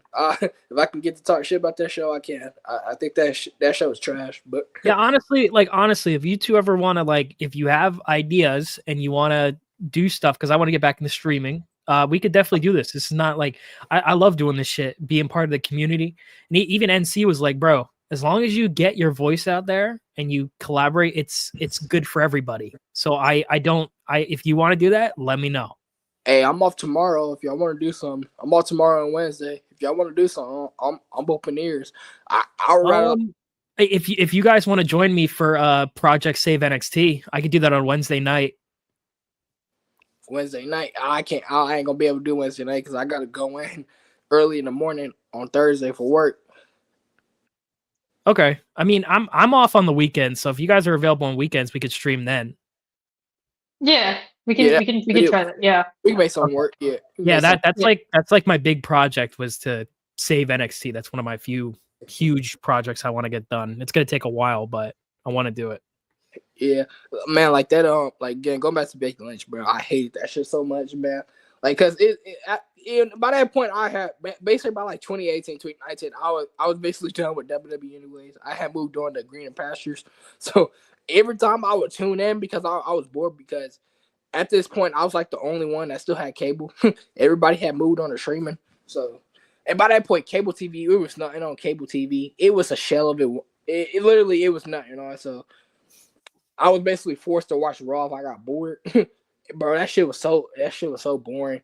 Oh my gosh. I remember that one segment where the McMahons came out and lied. It said that we are to change, something like that. Y'all remember that? I don't know. I was not watching. So, like, I phased out of wrestling around 2013, 2014. So, I was not I only got back into, like, the IWC, like, in the 2020s. So, like, that whole mid to late 2010s is completely, like, shit that I had to go back and, like, kind of figure out what was going on during that time. So, yeah, I don't have any idea. My families, we wouldn't even watch Raw. We would watch the pay-per-views, and I stopped watching wrestling because I had my old channel, and even when I was on the old channel, I didn't watch wrestling. I have not watched a full this Raw that I watched is the first Raw I've ever watched in 4 years, and I can honest to God say it, I didn't fucking miss shit in 4 years. Last Raw I watched was in 2014, like probably like March 2014 was the last time. So it's been over 10 years for me. 10 years, huh? Damn. Yes. Yeah. Well, yeah.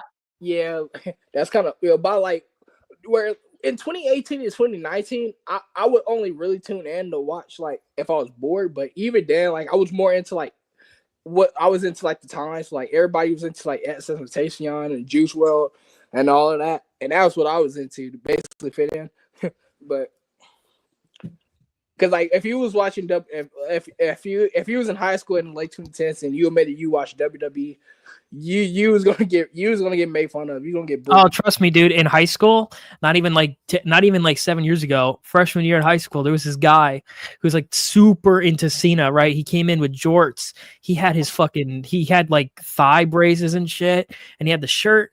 That motherfucker. I tell you what happened. I feel bad for him, but he got bullied so bad. They took his shirt. They ripped his shirt off his skin and like gave him swirlies and shit. And he came in he came in the next day. He said, I'm fucking done with wrestling. I was like, damn, bro, I'm sorry. I can tell you when like it became uncool for us. It was right around the time Benoit passed away. Like it was like the switch that turned off for dude. And you know what's funny about I think it became cool I think You know what's became sad cool about these on smarks is that they be talking about why you keep talking about Benoit. Well, because realistically, WWE had to shift their content because of what fucking Benoit did. Let's be real. That's the only reason guys like CM Punk got pushed was because Benoit fucking killed himself. Well, and did no, all I that don't, bullshit. well, Punk, Punk, I wouldn't really say that because, yeah, although he was a world champion in 08, he didn't really start to get pushed till the real reason why he got pushed in 2011 is because all the top guys left.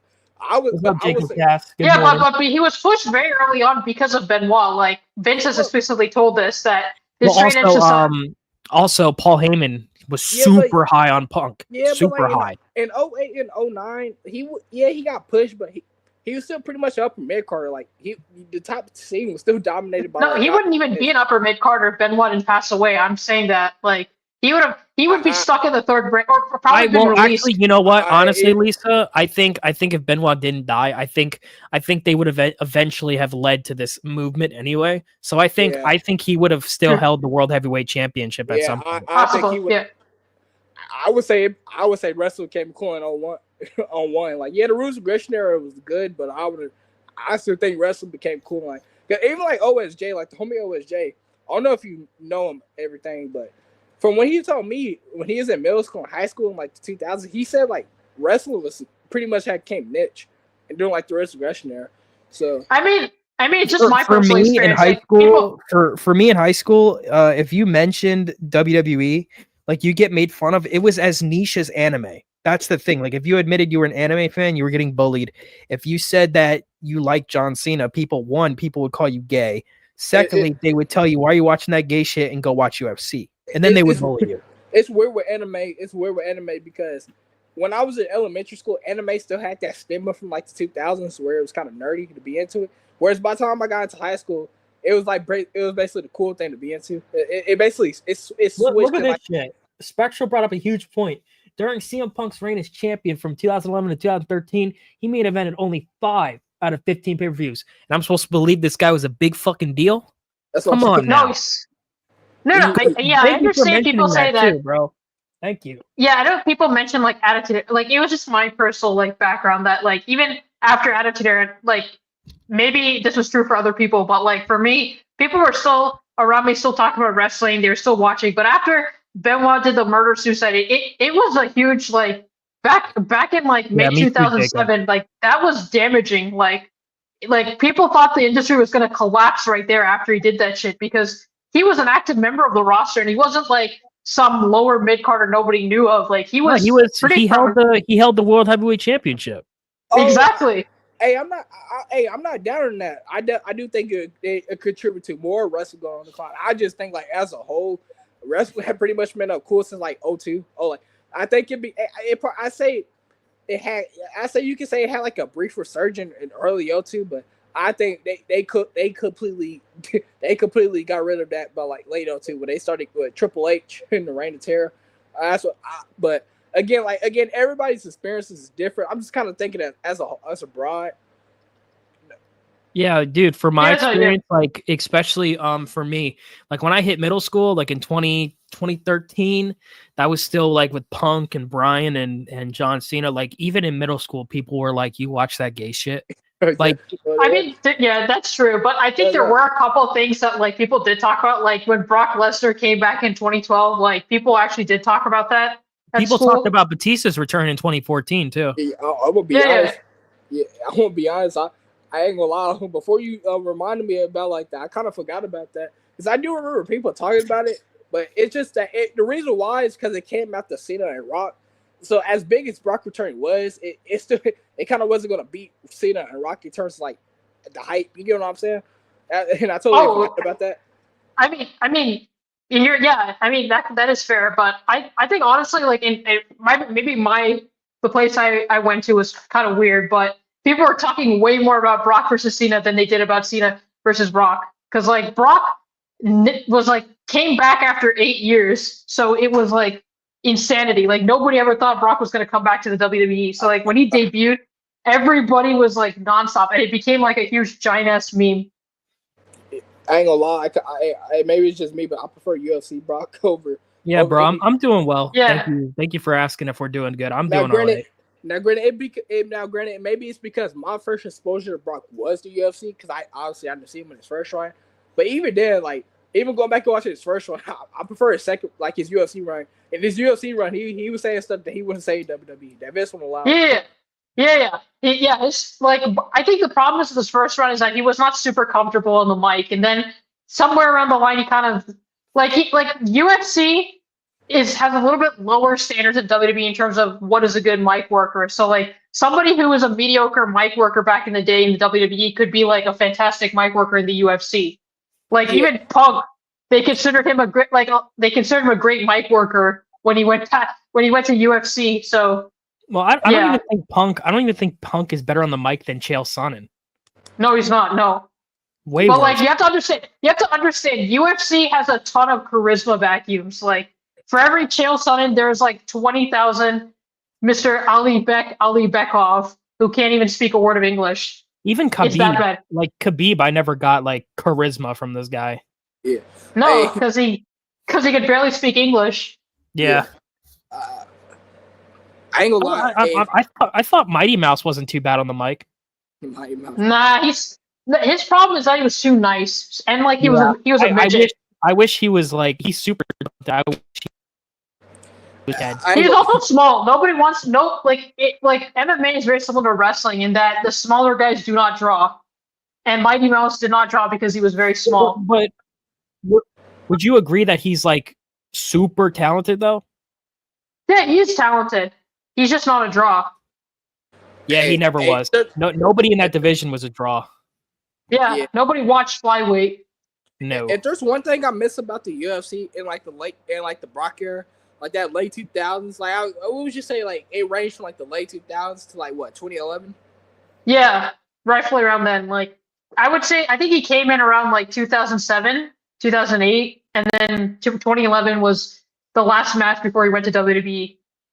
Yeah, and honestly, kind of pairs perfectly with like Spike TV era at that point. At that time, I ain't gonna lie, I kind of miss those. I miss those shirts, like those shirts those tap bar shirts.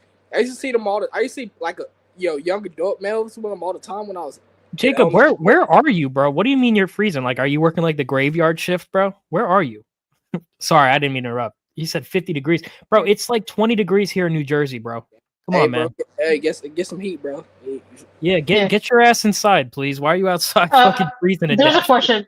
Yeah. What do you guys think of the Muslim appeasement WWE does, like Sami Zayn with the Syrian heritage and Palestine messaging? It has no place. It has no place in wrestling. I think it's just virtue signaling bullshit. It needs to go the fuck away. Yeah. Bye. 100%. Same with him. I was saying with him. I'll be honest. Hey, Spike TV.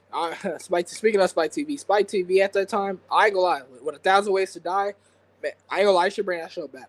I love that show. I ain't gonna lie. Actually, that was my first experience watching Raw. Was on Spike TV in 2003. Yeah, sadly, I think mine was USA. I missed out on the good years. I started watching it like 08, 09.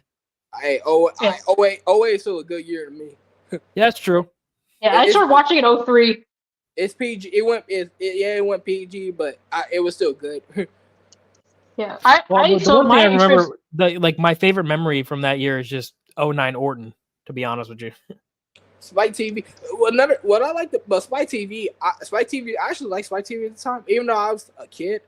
But because he had stuff like 1,000 Ways to Die and stuff like that, and my mom didn't really give a fuck what I watched. Well, me and my brothers watch.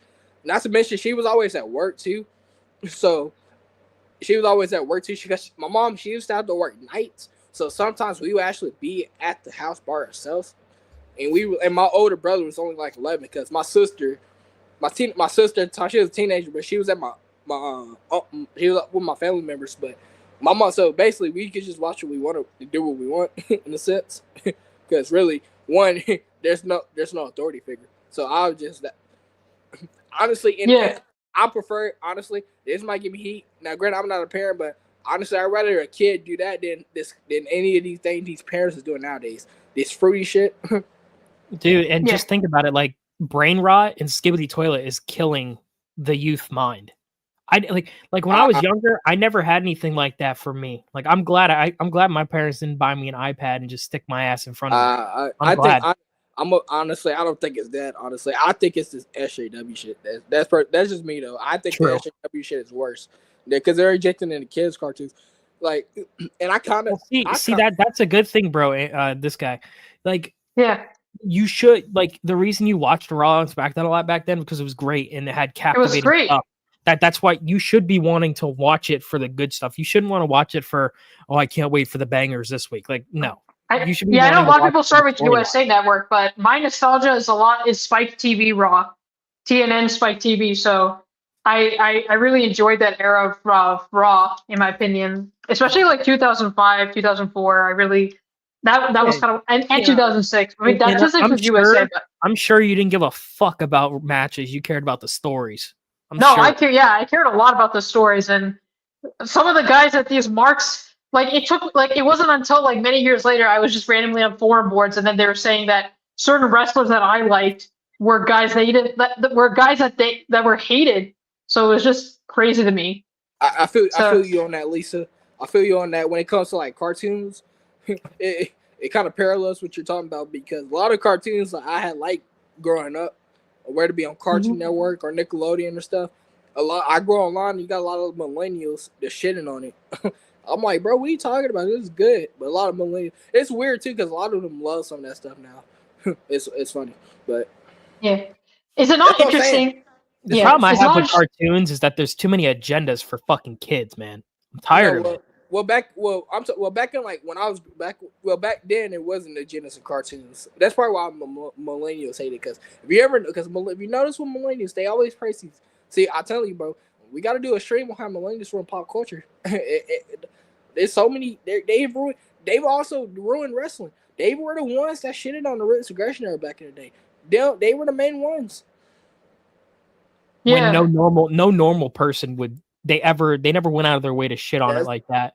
Dude, I'm telling you, man, millennials is they ruined cartoons. They shed on a lot of the good cartoons back in the day. Like look at the Sin City era. Everybody loves it now. Mid 2000s Cartoon Network or 2005 Cartoon Network is the best year of all time. Then a lot of millennials they hated that back in the day. They said anything from the 90s. If it wasn't the 90s, the millennials wasn't gonna fuck with it. That's what I'm saying. Right. Yeah. Is it not interesting that Hogan received Massachusetts UFC crowds and he came to WWE gets booed? Because the UFC crowd is mostly those can I be honest here? Those boos I think were piped in because I was watching the show. Everybody was standing up, either was taking pictures or cheering. So I don't want to hear it. I think all that shit was fake because everybody was cheering. Probably to appease the marks because I think the marks would probably freeze on Twitter or probably explode if they found that Hogan was getting cheered. Yeah, when he came, was though. He was. You could see it on the TV. Well, when he came out, he got a huge ass pop when he came out though. That's what I was weird. I found that weird too because I was watching. He came out and got a pop. All of a sudden, they started booing the shit out of him. I'm like, what the? I'm like, didn't y'all just give him a huge pop? Yeah, that's how you know it's piped in bullshit because as soon as his music hit, I even heard it. I was like, damn, okay. And then as soon as Jimmy Hart started walking out, they start booing. I'm like, y'all can't even get your piped in chants right. That's bullshit. Yeah, that's crazy. Maybe I guess Triple H was like, okay, we can't have Hogan look too good. So put on those piped in boos real quick. I don't want this guy to get cheered. But they did it late. Why the fuck? Like it was pretty clear because everybody was on their feet and everybody was on their feet for Rock too. And I didn't hear no boos for Rock. Did you guys? I didn't. No, I think he was like, getting cheered, right? Everybody was cheering for him. That's the thing with Rock is that I never found Rock to be that great of a. Hello. Yeah, I never found Rock to be that great of a heel in general because of that. Because it seemed like every time Hollywood Rock was pretty good. Yeah, I would say Hollywood Rock is probably my favorite. Like for me, that's his best Rock as a heel. Yeah. For me, it's Corporate Rock. I think Corporate Rock was funnier. Yeah, I mean, he was funnier, but he wasn't really a heel. So, like, in terms of being an actual heel, I would say Hollywood Rock takes over that. Because I think he was actually. Well, I mean, what about like? Did you guys kind of mess around with some of his Final Boss stuff? I thought his segment with Cody, like him beating up Cody, was like my highlight for wrestling last year. That was the only like good thing coming out of 2024, and that what the ratings for that? It was 3 million for that segment. Yeah, that was only. I think that was the highest rating of the year. Exactly. That was the reason why. So in 2024, only one episode of Raw got over 2 million, and that was the Raw after Mania, which was the one with The Rock. So Yeah, you're right, Edge Runner. Edge Runner says, love how everyone was telling me, oh, it's gonna be different on Raw. 1 hour into Raw, and I was literally seeing the same things I was seeing on USA. Nothing has changed. Yeah, because here's the problem. Triple H said, oh, he said, you're gonna see things you never saw before. I was telling Lisa earlier, Top Dog, is that it's literally the same shit on this is the same stuff you'd see on TV. And the fact that they repackage it as, oh, it's different. It's not different. The reason Triple H does this because the marks online will be like, guys, this felt a lot different than an average episode of Raw. Explain to me how it was different. It was the same shit. You just had a couple legends show up. Big deal. The dude is lazy as fuck. There's no effort put in. It's the same lazy Triple H booking. It's just black and gold NXT on a bigger stage. That's what I think it is. Yeah. It's a joke. Yeah. Man, like, also, too, I want to talk about this, too. Like, wrestling fans want to say, like, wrestling is better than ever. Well, but which is funny because the wrestling games nowadays is absolutely shit. Like, the PS2, I grew up. Dude, 2K24 fucking sucked this year. And I've tried to justify, like, putting hours in that game. That game was so fucking bad. It wasn't bad per se. It's just that the features were dog shit. Universe mode was bugged. My GM sucked. The online servers are dog shit. Why? Like, I remember SVR was great. That's what SVR 06, SVR 07 were great games. Like, 07 the GM was my mode. favorite. 07 was great. Like, the GM mode is probably the best it's ever been. Is in 07, and like now the GM mode sucks balls. Honestly, with the exception of a few duds, that run that wrestling games have from, like, let's say World Tour on the N64 to WWE 2K14 on the 360 and PS3 was the greatest stretch of wrestling games we have got. Each year, you pretty much mostly got a good wrestling game. You got World Tour, Revenge, and then WrestleMania 2000 and No Mercy. Then the beginning Day of Reckoning. Okay, that's another thing I have with, like, Ruthless Aggression over Attitude is that the video games in Ruthless Aggression, in my opinion, were much better than the games of the Attitude Era. Like, I put Here Comes the Pain, SVR 06, Day of Reckoning. Shut Your Mouth was great. Yeah. Even honestly, I think honestly.